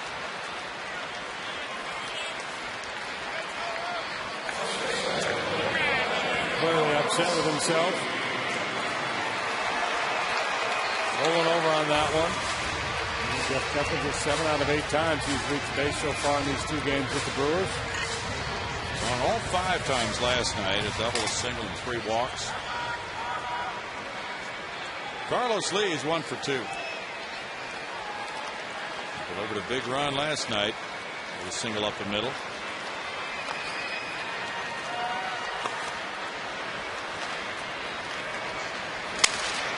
And ball to third again. McGee repeats. 2 outs. Similar to the scenario back in the first. There was 2 men on, 2 outs, and then CJ came up and came through in the clutch. So another opportunity here to pick up Hunter and Carlos. Capuano hasn't had to work very hard to get those 2 outs after that leadoff double. After his 3-run homer in the first, he hit a fly ball to center in the third. The Astros will play 2 exhibition games at the end of spring training here against the Red Sox before they open up with the Phillies on the road next year.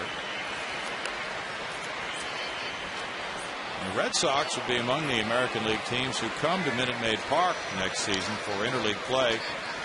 They'll be here for a 3-game weekend series, July 1st through the 3rd. And that's only their 2nd regular season visit in the history of this ballpark. The Rangers come for 3 in late June, and the Tampa Bay Rays come back 3rd week in June. The Astros will go to Toronto for the first time in history. Roll to the first baseman fielder. That takes it to out number 3, and it's no runs, a hit, a runner stranded. Only 6 pitches needed by Capuano, and it's 3-1 Houston.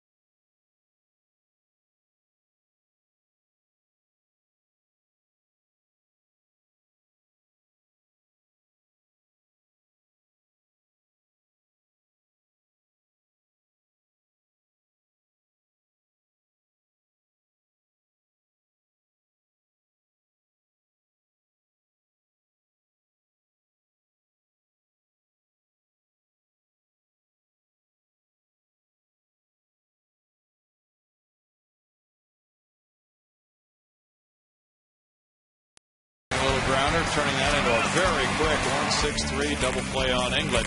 The Coors Light Freeze Cam brought to you by the Frostproof Coors Light shows you a play from the 3rd inning. And just a moment ago, Brad Arnsberg was out talking to the home plate umpire Tim Welke, possibly for clarification on that balk call last inning against Bud Norris. It'll be England leading it off here in the Brewers 6th, to be followed by Escobar and Braun. England 0 for 2. Strike 1 to Joe. San Diego now has added 2 more runs in the top of the 4th at Colorado for a 4-0 Padre lead. Padres trying to regroup after that long losing streak. And they have regrouped a little bit. They have a half-game lead on the Giants right now, 2.5 up on Colorado. Just slowed the Rockies down a little bit, who had won 10 in a row.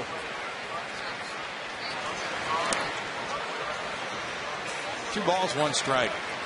Well, that's rare, though, when a first-place team hits the skids with a 10-game losing streak this late in the season.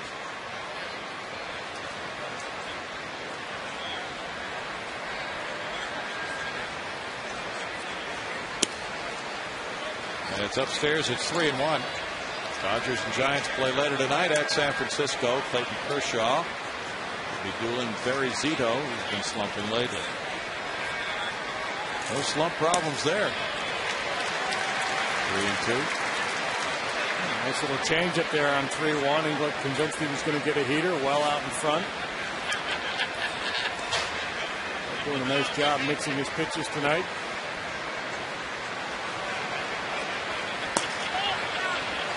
Just missed. Ball 4. Third walk, and they've all been leading off innings in the third and the fifth, and now here in the sixth. Tim Wilkie, the home plate umpire, has been consistent.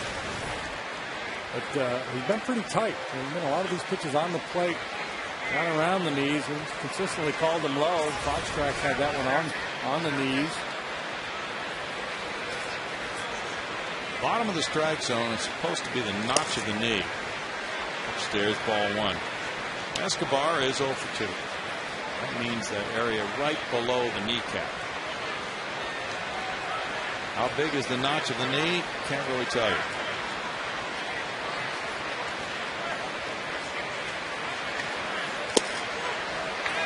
One ball, 1 strike. And really, it's just a feel thing for an umpire. It's not like they're up there looking at the guy's knees as the ball comes in. Oh, you've got big kneecaps. Yeah. Pull up your pants, son. Let me see your notch. That was a very deliberate move there. Making sure he doesn't balk again. Kansas City is pounding Oakland 11-0. Zach Greinke in the 5th inning. Foul tip call, and it's a 1-ball, 2-strike count on Escobar. Aaron Harang pitching right now for Cincinnati in relief. He has been moved to the bullpen.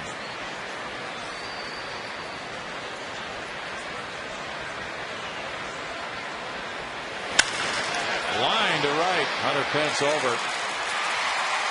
1 down. Yeah, it must be frustrating for Aaron Harang, who's done some good work for the Reds in recent seasons, but scuffling this year. He's had some injury problems. He scuffled last year too, but now that they're winning and he's been demoted, but still with an opportunity to be a part of something special there. So players gladly will accept different roles in that situation usually. Ryan Braun has homered and singled in this game.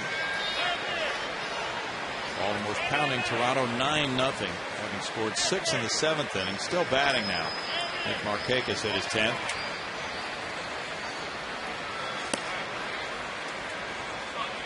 Braun looks at ball 1.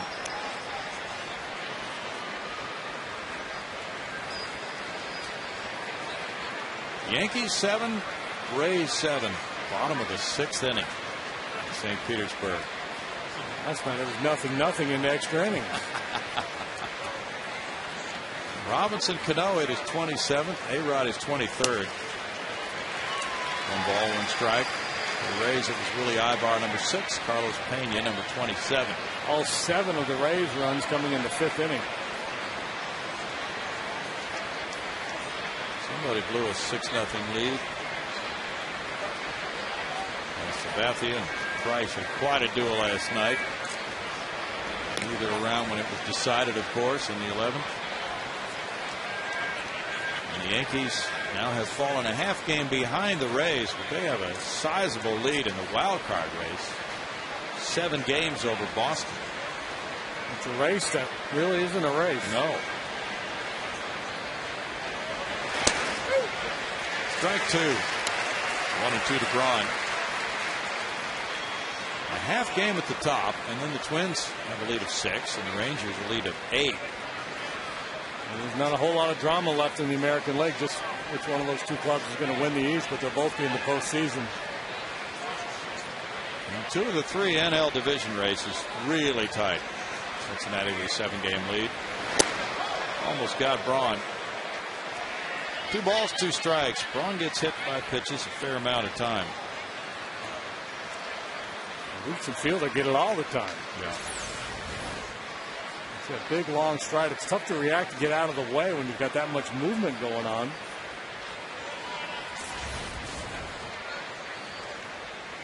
Seems to be some umbrage taking with that body language. Yeah. I don't think he was very pleased with that. It's an inside fastball. I agree. And that sets up the outside fastball for the strikeout. Number 5. Let's take a look at this confrontation, pitch by pitch. North starts slider down and away. And then busts the one over the out of third. Right back out there again. 2 dandies. And then up and in. And a little tardy on the fastball away. Real nice job moving that fastball in and out, up and down. Prince fielder with a runner at first. Inglet comes up with 2 outs. He struck out and popped the second. Very good pitching line for Bud Norris. He's thrown 77 pitches.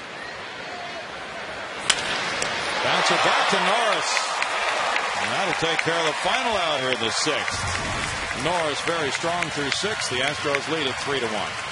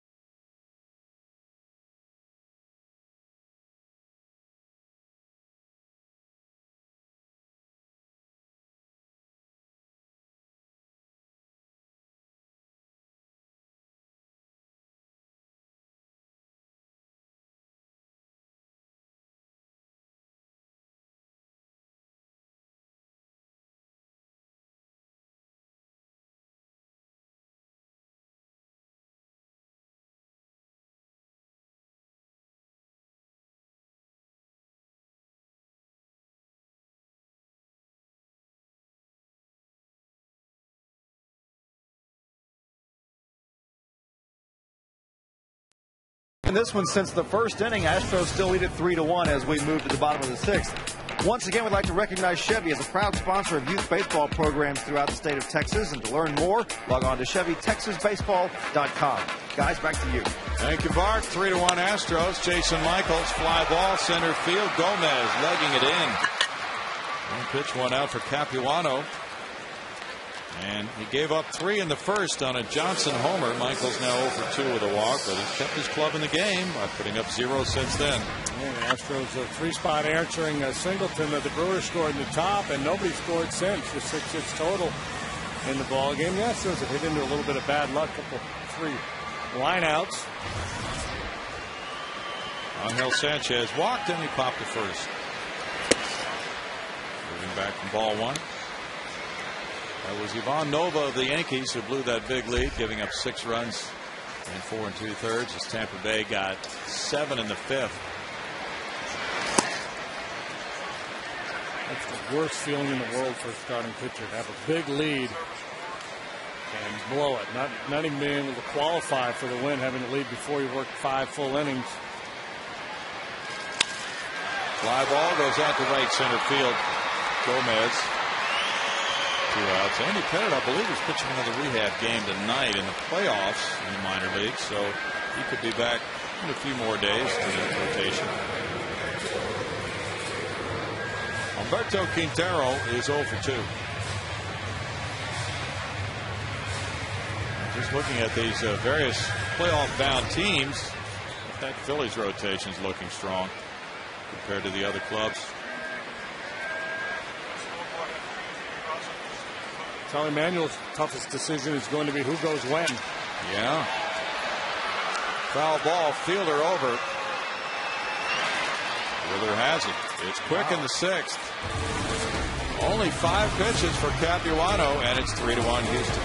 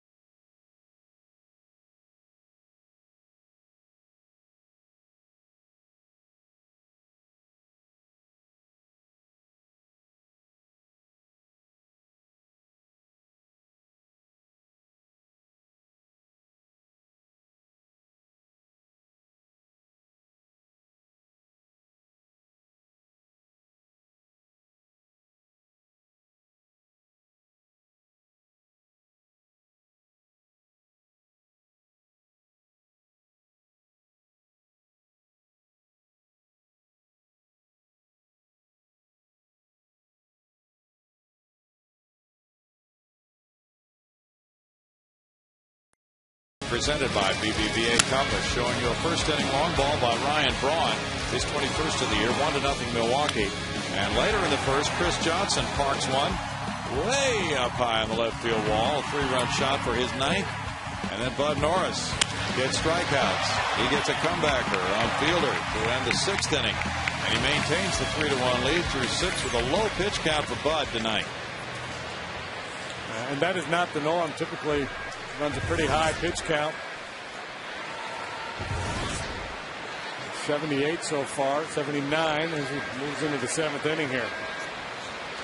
All quiet in the Astro pen. Little action now for the Brewers in their bullpen. Casey McGee has struck out looking twice in this game. Fouls that for strike 1. How many times have you said all quiet in the Astros pen in the 7th inning? Yeah, let's go with never.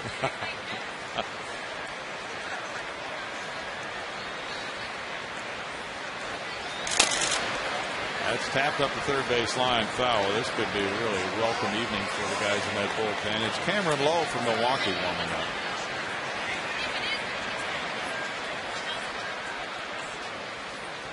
They've been averaging 4 bullpen appearances per game for the last couple of weeks or so. Used 8 relievers in that 11-inning game. Swing and a miss by McGee. He stair steps that one in. It's strikeout number 6. That's the hat trick for Casey.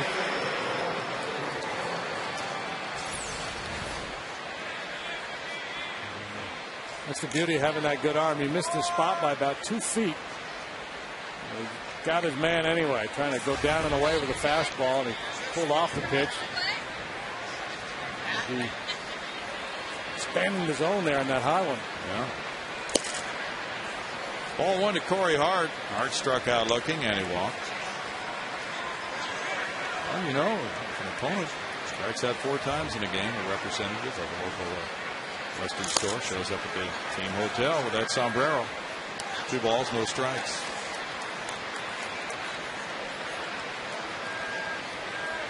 Something to shoot for. A little gift, a parting gift from Texas. Foul back, and it's a 2-ball, 1-strike count. Here's a good one on this date in 1872. And these are always fun when you go into the Wayback Machine to get a sense of what baseball felt like back in the day. 4-1 ball game. The Athletics were leading in Boston. And then runners on first and second. And the great Fergie Malone popped up to shortstop George Wright, who caught the ball in his hat and threw a ball to third, after which it was thrown to second base. Wright claiming a double play has been completed as a batter cannot be retired with a hat catch. Hat catch. It was a hat catch, and he said that, therefore, it's a live ball, and Cap Anson and Bob Leach should have been forced out, but the umpire finally saw better, and he gave Malone another at bat, declaring nobody out. Just a do-over. A do-over on a hat catch? Yeah, no hat catch. He didn't know what to do, so he just said, here's what we're going to do. That was walk number 4 there to Hart. The old hat catch play. Interesting. I wonder why he would choose to catch it with his hat. To get 2 outs. See, in his mind, that wasn't a legal catch. as if he handled it on the ground. Okay. Yeah. And here's a little bonus to this date on Astros history. Mike Scott becomes the 4th Astro to reach 20 wins in a season. Beat the Dodgers 11-3. Craig Biggio had a big day. Bunted. Fielded by Johnson, and he throws to Lee in time. And the Astros get over third base as Hart gets back to second. A very good play for out number 2. Gomez is an excellent butter, and he almost beat it out. Tried it last time. We're going to give him a sacrifice, although he's bunting for a base hit here.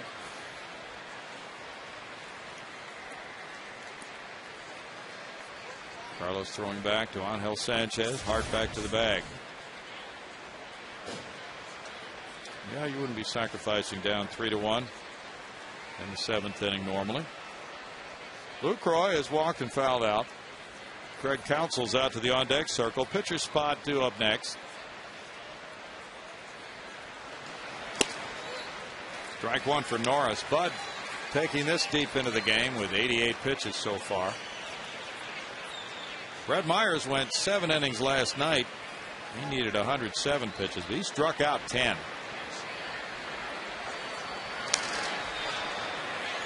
He just continues to be a horse and help that bullpen. Let's turn the clock back to 1989. Major League win leaders. Brett Saberhagen for the Royals won 23 that year. Stewart, Scotty, Storm Davis, Mike Moore, and Greg Maddux. 19. Scotty finished second to Mark Davis in the Cy Young Award vote that year. Well, 3 Oakland pitchers with 19 or more wins. Very good year for the A's, going to the World Series. No balls, 2 strikes. What is Storm Davis's given first name? Phil Boudreau wants to know. That's our bonus trivia for you. I'm going with George. George Herman Babe Ruth and George Thomas Seaver. So George Sparky Anderson. George Storm Davis.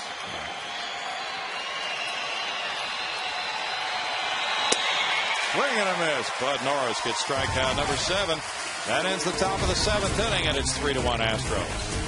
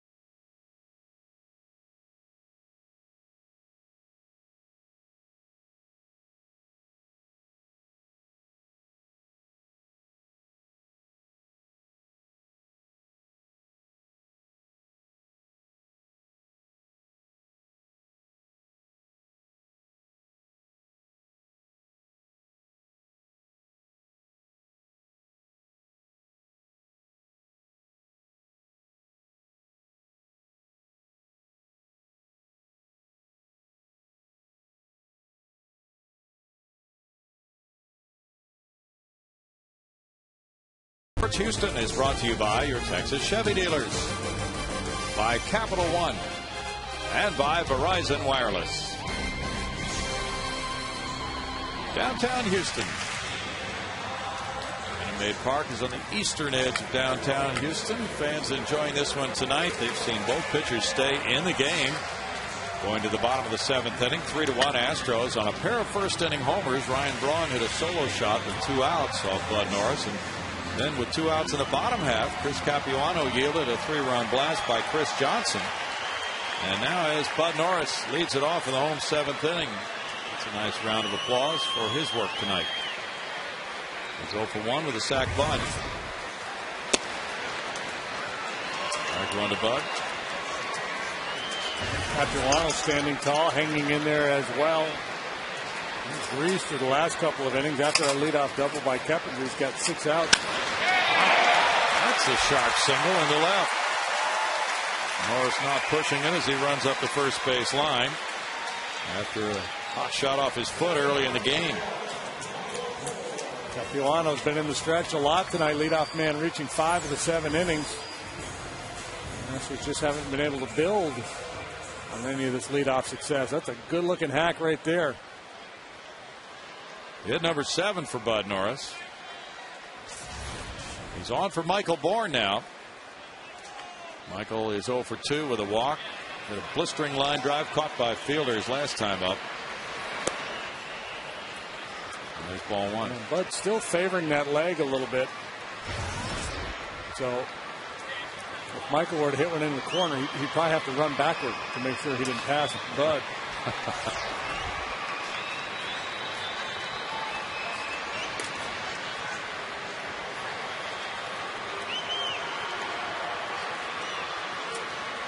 George Earl Storm Davis. George Earl. He had some good years. Also some bad ones. 1 ball, 1 strike. That's the nature of it. Jeff Keppinger's on deck.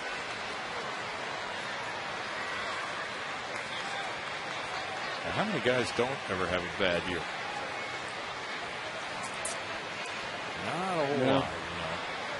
You know. Normally there's going to be that rotten season. Yeah, that's when you quit. Okay.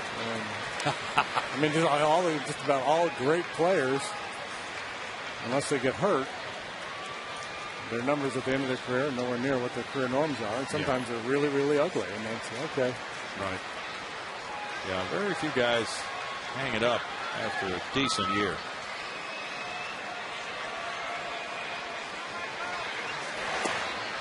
Bourne swings and misses, and that is a strikeout. Number 3. I think Mussina was an exception. I think he was still pretty darn good at the end of his career. He was. You're right. Could have kept going for another year or 2. Ken Mock is making the walk to the mound. Keppinger coming up next. Keppinger has 2 hits tonight, and Capuano has pitched well, kept his club in the game to this point. Hasn't really gone deep into games this year. It's only his 6th start. That's going to be it for him, but some well-deserved pats on the back for Chris as he departs, trailing 3-1 with a runner at first and 1 out. This call to the bullpen is brought to you by Verizon Wireless. Cameron Lowe's been warming up. We'll see if it's Cameron Lowe on the mound in just a moment.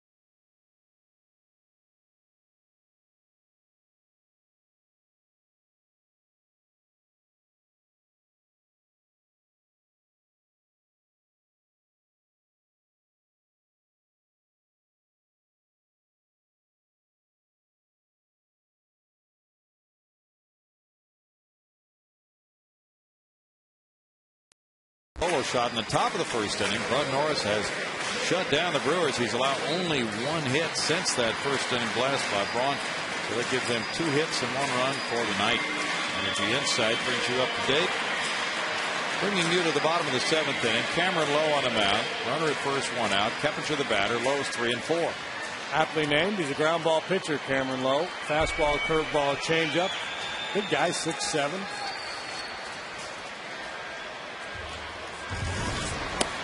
Keppinger takes strike 1.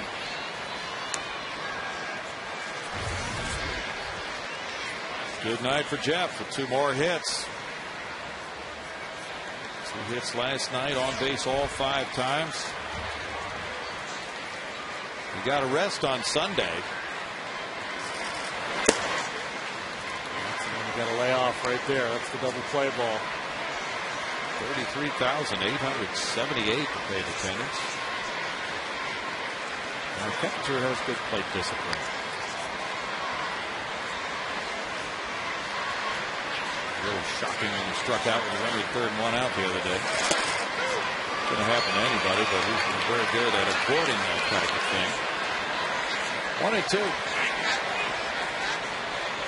Yeah, last time I checked, he's the toughest man in the league to strike out. Okay. Lowe pitched on Sunday against the Cubs, 2/3 of an inning. Wow. Here we go. He jinxed him. That's a devastating pitch. I did jinx it. But you know what? Probably better that he missed that one. Because it might have been the inning-ending double play if he put that one in play. Could have. Cameron, 28 years old. He played in Japan last year. Got some Brewers fans here. Hunter Pence is 0 for 3. They really market those racing sausages there at Miller Park. You got T-shirts for them.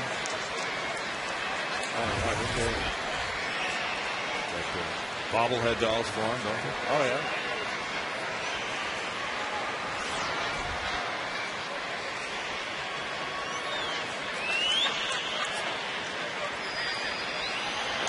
Maybe the premier mascot race in all of sports. I like the presidential one in Washington. Yeah, I do too. That's great. We're going there on the next road trip.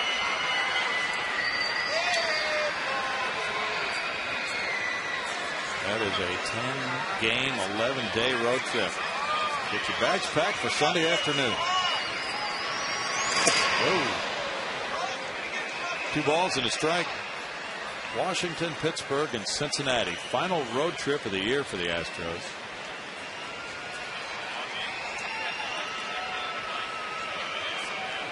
And Lowe's pitched 4 times against the Astros this year. It'll be interesting to take the temperature of folks in Washington with the Strasburg move. See, I mean, they were so excited about baseball there, and all of a sudden, boom.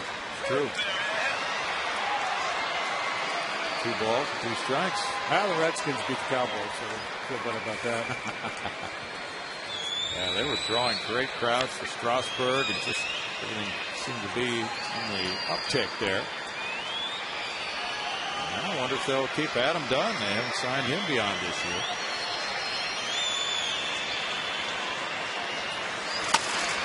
Bounce toward the left side. Charged by McGee. He won't be able to make a throw. Hunter Pence reaches. Infield hit for Hunter. Yeah, that's a little slump avoidance when you have this kind of speed. Having an off night, 0 for 3, and a little roller with 0 for 4 for just about anybody else. He turns it into a base hit. As long as Bud can make it to second there, it probably was McGee's best option.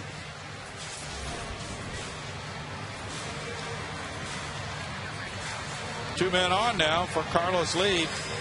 He's 1 for 3.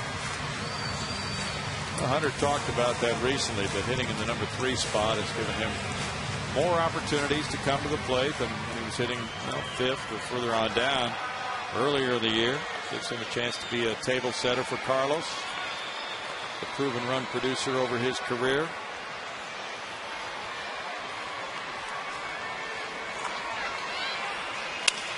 Ground ball hit slowly to short. Escobar to second for the force on Pence. No runs, 2 hits. The game moves to the 8th inning with the score 3-1 Astros.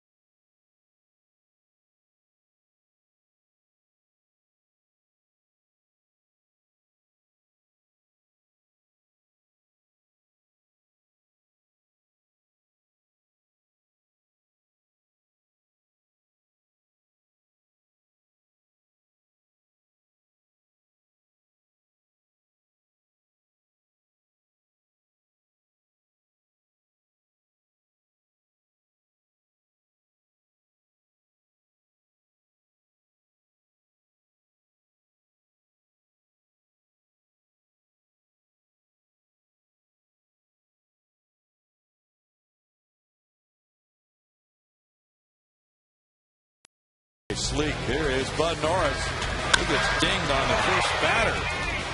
Ball off his foot by Joe England tonight, JD, but he's been able to hang in. Yeah, he's been able to hang in and then some. He's been very, very good. Gave up that home run to Braun, but been awfully good tonight. Just 2 base hits allowed by Bud. Starts the 8th inning here. And his better outings in a major league uniform. Craig Counsell will be the pinch hitter leading it off here in the 8th inning, batting for Cameron Lowe. Lowe in 2/3 of an inning allowed 1 hit, no runs. He had no walks, 1 strikeout. Bud Norris with a great pitching line, just 2 hits allowed. Counsell, the pinch hitter, takes ball 1. Starter Chris Capuano in 6 1/3 innings allowed 5 hits and 3 runs. 3 walks and struck out 3. Counsell takes that one, and it's 2 balls, no strikes to the veteran infielder. There's a .246 hitter with 1 homer, 16 runs batted in. He's had 183 at bats. Pitch hitting .306. A good veteran player, been around a long time. Not to the knee, apparently not. 3-0. Power guy, so you have to attack here. Start pumping fastballs over the middle. He has 11 pinch hits. He backs up on that one, takes all the way. 3-1 with Jeremy Jeffress warming up in the Milwaukee bullpen, rookie right-hander. That's a pretty good chance he's taking all the way here as well. And he draws a leadoff walk. That's the 5th walk for Norris. 4 of them have been to leadoff men in innings. Bud's at 97 pitches now. And Joe England will face him next. Well, it's a common malady for pitchers coming out of that dugout and starting a fresh inning and not being locked in. Sometimes I think it's a matter of just, you got to try to dial up the intensity early. You know, a lot of times guys go up there to throw their warm-up pitches. Just the idea of getting the arm with. I'm just going to throw a couple warm-up pitches and we'll be good to go. But they've got to dial in with that location. There's strike 1. Tim Burdack and Jeff Fulcino are at work in the Houston bullpen. Made good use of that changeup tonight. He's thrown it effectively to left-handed hitters. Started a few of them with it. And when they go up there looking for that 96-mile-an-hour heater and he comes with that changeup, not a whole lot they can do.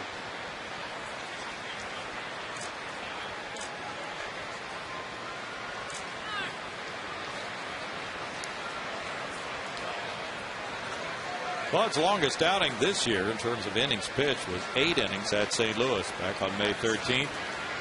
A game he won 4-1 over Chris Carpenter. Ground ball, Cappinger to his left.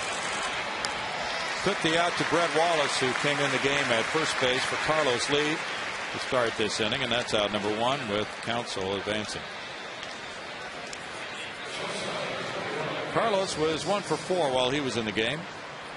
With a 2-run lead, getting that lead runner not as vital, and certainly you can't afford to take a shot at that lead man and end up with nothing. So you've got to make sure you get it out. Cappinger made the right play. 100 on the dot here for Bud.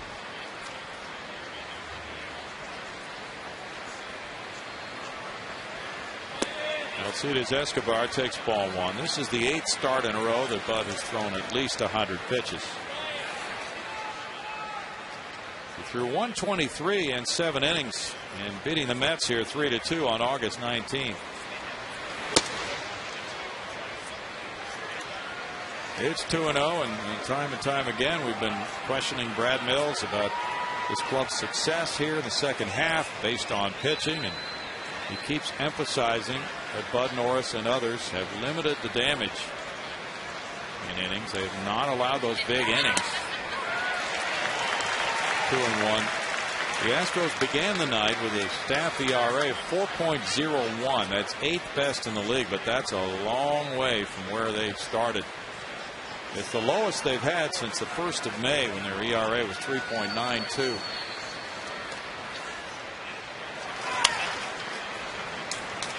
And in fact, at the All-Star break, the staff ERA was 4.43. On June 16th, it was 4.69. So these pitchers, and there have been a number of them. It takes a lot of good pitching to bring it down that far. Well, and that's the thing. I think that was one of the misperceptions about this team early. Everybody was talking about the lack of offense, and the idea was, the pitching's been really good. The pitching wasn't really good. Pitching wasn't good early on either. Born in center. That's a hit in front of him. And the looping single gets Escobar on at first. Clearly the pitching was a little better than the hitting early on, but it still wasn't really up to snuff. But as Brownie pointed out, second half it's been outstanding. Wandy struggled early. Paulino had his bumps. Bud scuffled early. Now Brad Mills is headed to the hill. 104 pitches for Bud Norris. Ryan Braun has homered and singled off him in 3 trips. And the relievers have been getting ready.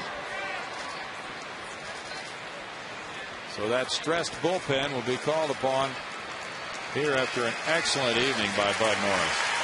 It'll be Jeff Fulcino. We'll be right back.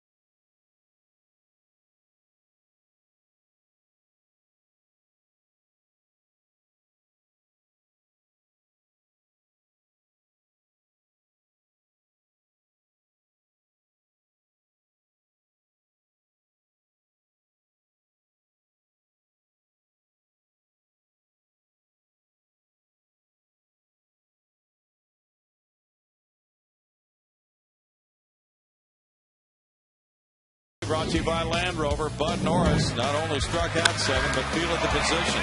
got that one. A comebacker from England off his foot. The first batter he faced turned into an out. Now a little check swing double play. Very quick as he got it to Sanchez and then on to double up England. And Butt reached high on that comebacker to retire Prince Fielder back in the 6th inning. Plus he's got a knock. Talking about playing the whole game. Now it's white knuckle time for him because his win hangs in the balance as Jeff Fortino comes on to face Ryan Braun. That's no fun. Braun is 0 for 6 against Fortino in his career. That's strike one. Big Jeff. Norris would have had a no-hitter coming into this inning if not for Ryan Braun. He was the only man who had hits off the club. The home run and the solid single. Now this blooper by Escobar gets their 3rd hit. So important to get the jump on Braun. Fortino does with strike one. Off the plate for a 1-ball-1-strike count. Fielder is next. Fortino pitched Friday, Saturday, and Sunday in the Dodgers series. A total of 2 innings. Gave up no runs. Likely will be the only man he faces with Fielder coming up next, unless he gets a double play here. And probably still will be the only man he faces because the inning will be over. And they still want a lefty to face Prince in the 9th. 1 ball, 2 strikes to Braun. One of the best hitters in Major League Baseball. And he's been one of the best against the Astros over the years of his career.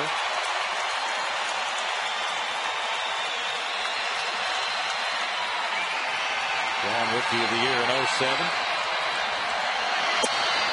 And bad looking swing. He struck out. Fortino gets out number 2. That was a real bad swing from Ryan Braun. That's a little 911 emergency hack. He was either looking in or looking soft, and then a little defensive swing to try to get a piece. That was ugly. Fortino does quite a number on Braun. And now he'll leave. And Tim Burdack will come in to face Prince Fielder right after this.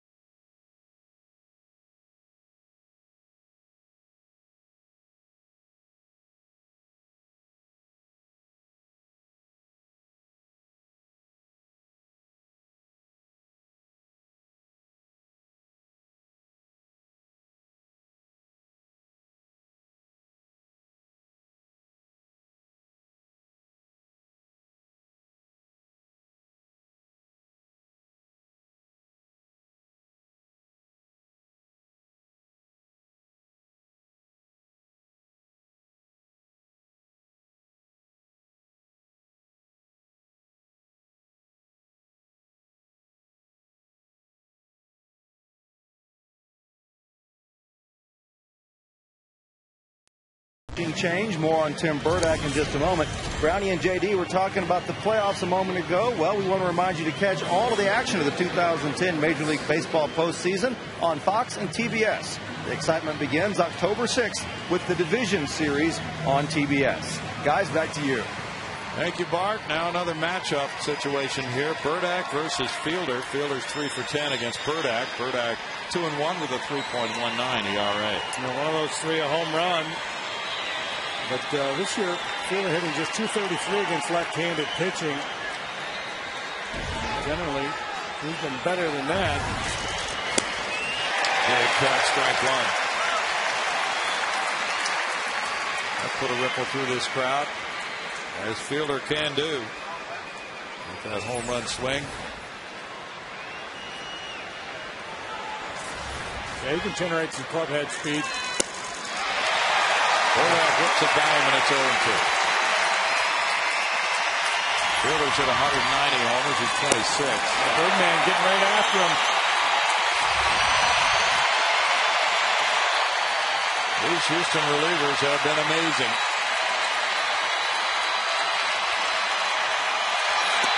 Swing and a foul ball. No, time was called before the pitch by Quintero, apparently. Crowd was ready to erupt.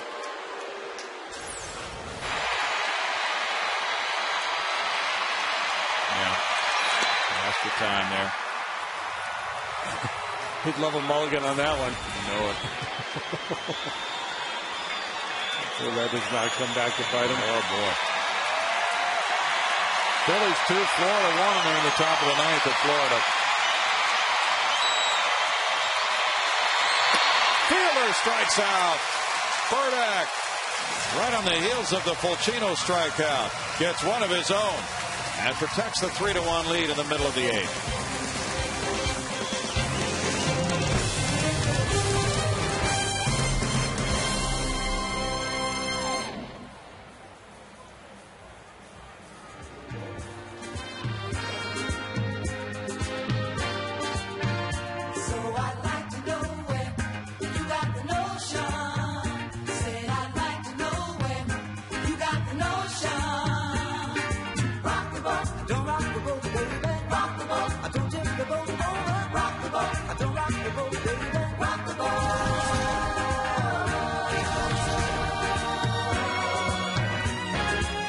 Since our voyage's led began, your touch has thrilled me like the rush of the wind.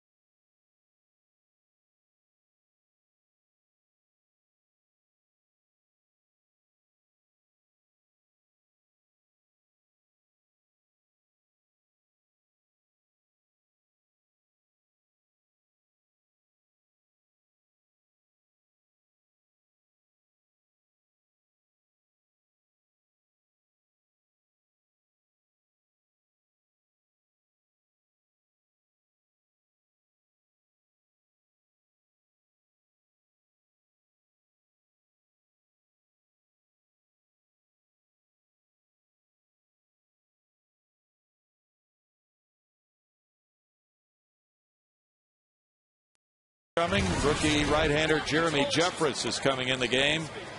He'll be pitcher number 3 for the Brewers. Big strikeouts for Fulcino and Burdick help the Astros protect that lead. The 16th overall pick by the Brewers in 06 was suspended for 100 games last year, and 21 and 22 in the minor leagues. He'll pitch the last of the 8th inning. One of their top prospects. Hard thrower, hard slider to complement a mid-90s fastball. So 3 different levels in the minor leagues this year. Midwest League, A-ball. Florida State League, A-ball. Southern League, Double-A. He's 22 years of age.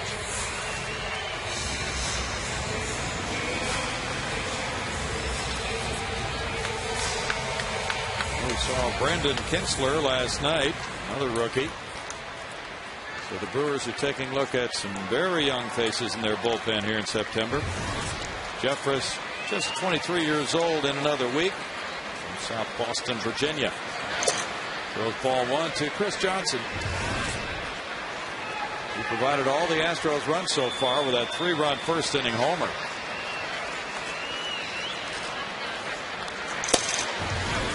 Straight over the top with a 4-seam fastball at 96 miles an hour. Not a big guy, 6 foot, $195. Last year he pitched at Brevard County, A-ball, and Double-A Huntsville. Ripped by Johnson, left field corner. He heads for second base as Braun goes to dig it out. A ringing double for Johnson, his 18th of the year. He's been right on a couple pitches tonight. A 3-run home run by Chris off of Capuano. And the first Capuano, not a real hard thrower, just got a little different story. A sitting fastball on 2-0. He gets a head out in front of that high heater and whacks it into left.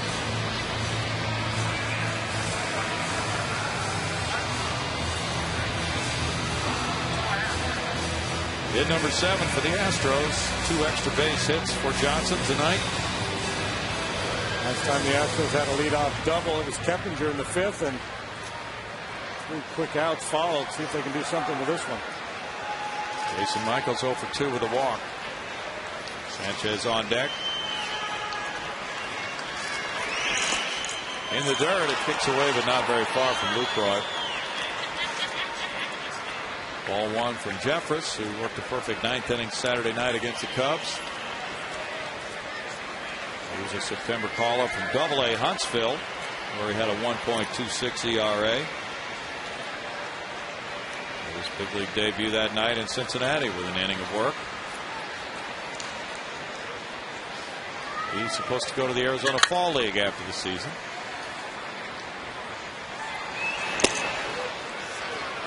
One ball, one strike.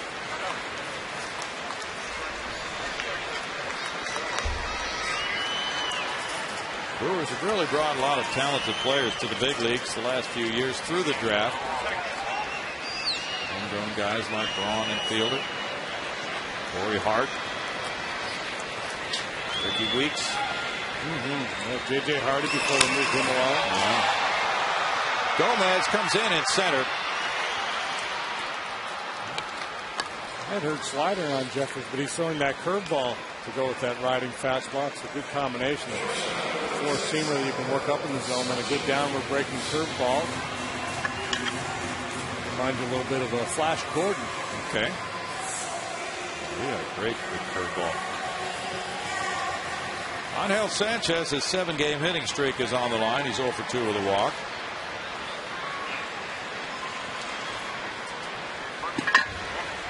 Humberto Quintero is on deck.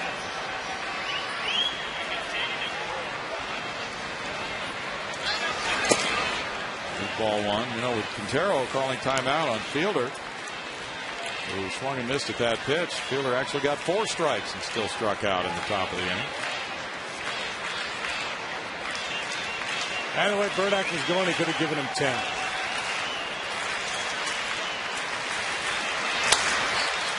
All the way. Prince wasn't getting cheated, though. He was up there hacking. Well, Bud Norris, in 7 1/3 innings, allowed just 3 hits and 1 run tonight. Walking 5, fanning 7. Jeff Fulcino struck out the only man he faced, Braun, and a key out there. And Fielder with a strikeout against Burdick. So now the Brewers have McGee, Hart, and Gomez due up in the 9th.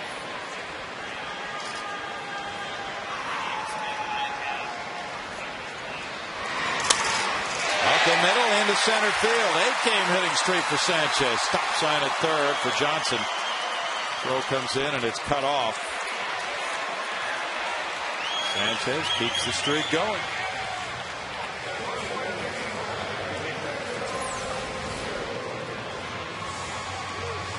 Nice swing there, boy. Watch him keep the hands back. Real quiet head.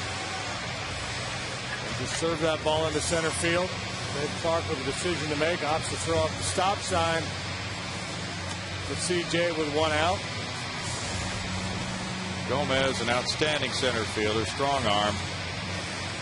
Peterson's on the phone to the bullpen. Quintero's 0 for 3. We go to Greg Lucas. Greg? Once again, a reminder, tomorrow is email the booth Wednesday. We've got some good questions already. You can still maybe try to get one in, but also it's live chat Wednesday. We'll get underway at about 1:15 or a little bit earlier. So if you work, you can kind of hide that you're participating. But we have that every time we have a day game. Every Wednesday, live chat Wednesday. And, of course, it's also Wednesday. We know that, too. Back to you guys. Yeah, good fun on that day of the week. Now Quintero's ready. Jeffress. Q is about ready to get in that box. As runners at first and third and 1 out. Jeff Blum has moved on to the on-deck circle. He can't deliver. Blummer will get a shot. Ground ball, double play ball. Juggled though. There's one out, and England relays in time to get the double play. Escobar turned into a juggler, but still started the 6-4-3. And it's no runs, 2 hits, and a man stranded at third. Moving to the ninth. 3-1 Astros.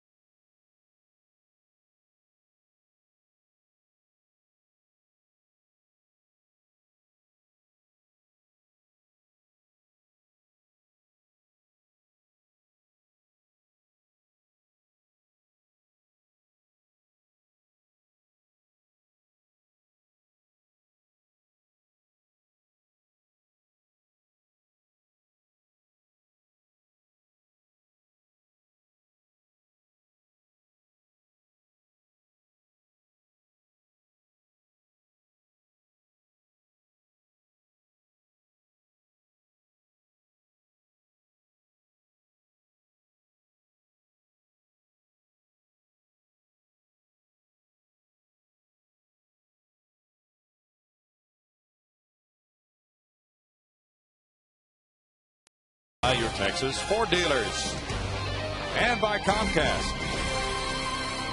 Ferris wheel over at the aquarium on the other side of downtown. It's 3-1. The Astros lead it, moving to the ninth inning. Brandon Lyon has come out of the Houston bullpen, and we saw him emerge from that bullpen in all 4 games of the 4-game Dodgers series, Thursday through Sunday. He got a day off last night. Now he gets another save situation, JD. Yeah, well, Brandon has been very good in this role. 15 saves and 16 tries, 3.21 ERA. 6 wins, 6 losses. And his job made a little bit easier by the work of his compadres there in the 8th. Fortino punching out Braun, and then Burdack getting fielder with 2 men aboard. 2 huge outs. Now he faces Casey McGee, who struck out all 3 times tonight. And takes strike 1.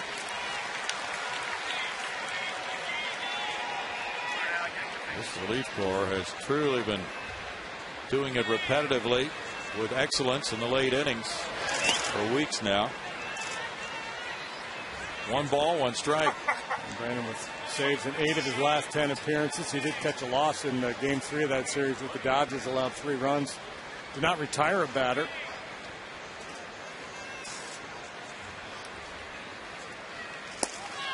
Breaking pitch, and the appeal goes to first. Check swing call by Jim Reynolds. 2-1. Corey Hart's on deck. Lyon has picked up 13 saves in his last 17 games. Hit to right field and deep. Hunter Pence heads back for the wall. That reaches the seats. Opposite field homer by McGee, and it's a 1-run lead, 3-2. McGee's 22nd of the year, giving him 94 runs batted in. Just the 2nd home run that Brandon Lyon has allowed this year. He's pitched 70 innings. And then just the 2nd long ball. And McGee, boy, 3 consecutive strikeouts prior to that swing of the bat. He had a fastball up and out over the middle of the plate. He's been missing all night, but he did not miss that one. Now down to a 3-2 ball game. Nobody out, and it's Corey Hart with a strikeout looking and a pair of walks. That's what makes this lineup so dangerous. You get by Braun and Fielder in the 8th, and you think, okay, by their big guys, well, they got a couple more waiting. McGee, one of them, Hart, another one.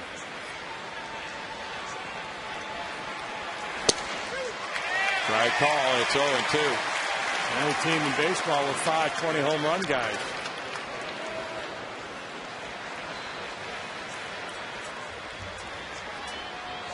Chris Dickerson is on deck. Carlos Gomez due up next.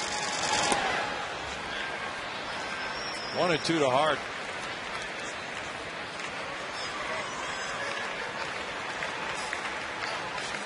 Dickerson bats left.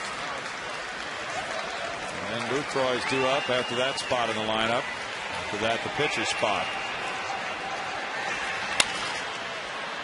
Foul away. Still a 1-2 count. Hart could take you deep the other way as well. Looked like he was trying to go to right with that swing. Last night he had a home run off Brett Myers to left field. He was able to get his hands pulled in and get to an inside fastball. And it was an inner third fastball, it looked like.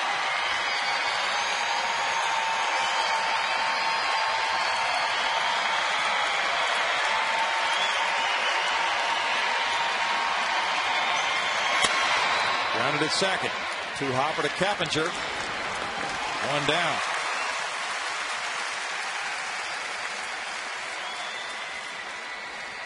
Now Gomez is leaving for the pinch hitter Dickerson.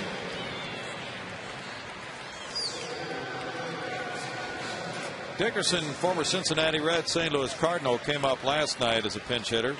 Put down a sacrifice bunt.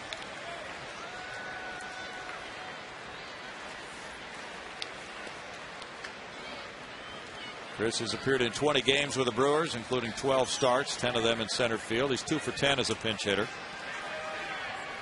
Hitting .234 as a Brewer for 47 at bats. And that's strike one to him.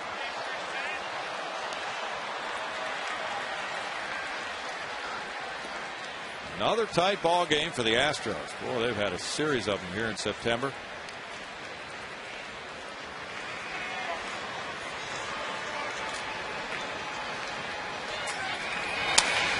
Ground ball, Keppinger. 2 down. All the runs in this game have come on long balls. The Astros 8-4 in September. 10 of the 12 games have been decided by 3 runs or less. The bullpen has 48 appearances in those 12 games. Yeah, you know, the Astros are not in a pennant race, but they're certainly providing their fans with a lot of drama on all these tight games.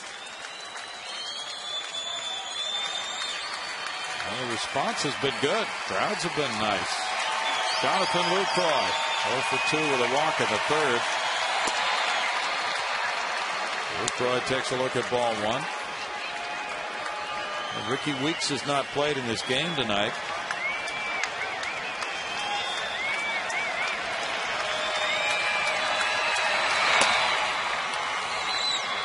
It's 2 balls, no strikes. There he is now. Pitcher's spot is due up next, so there's a home run bat if he can get to the plate. And then Lyon would not like to make sure that he does not get to the plate.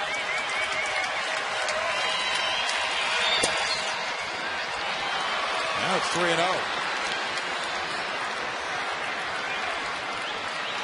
Yankees got a run in the 10th to take a lead at Tampa Bay 8-7.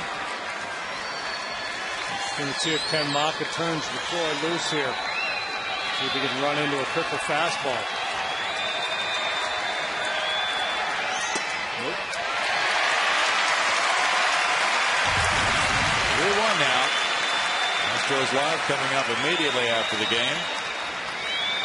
They could be talking about win number 8 for Bud Norris, about save number 16 for Brandon Lyon. We're about to find out. Foul back. 3-2 now to Lucroy. They could be talking about a first inning game-winning homer from Chris Johnson, a 3-run shot.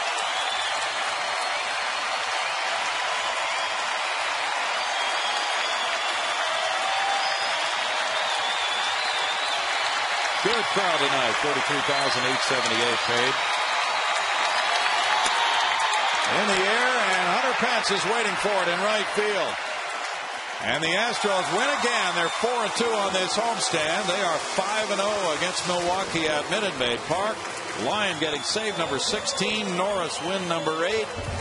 Another outstanding job of pitching. The Brewers are held to 4 hits and 2 runs, and the Astros win it 3-2.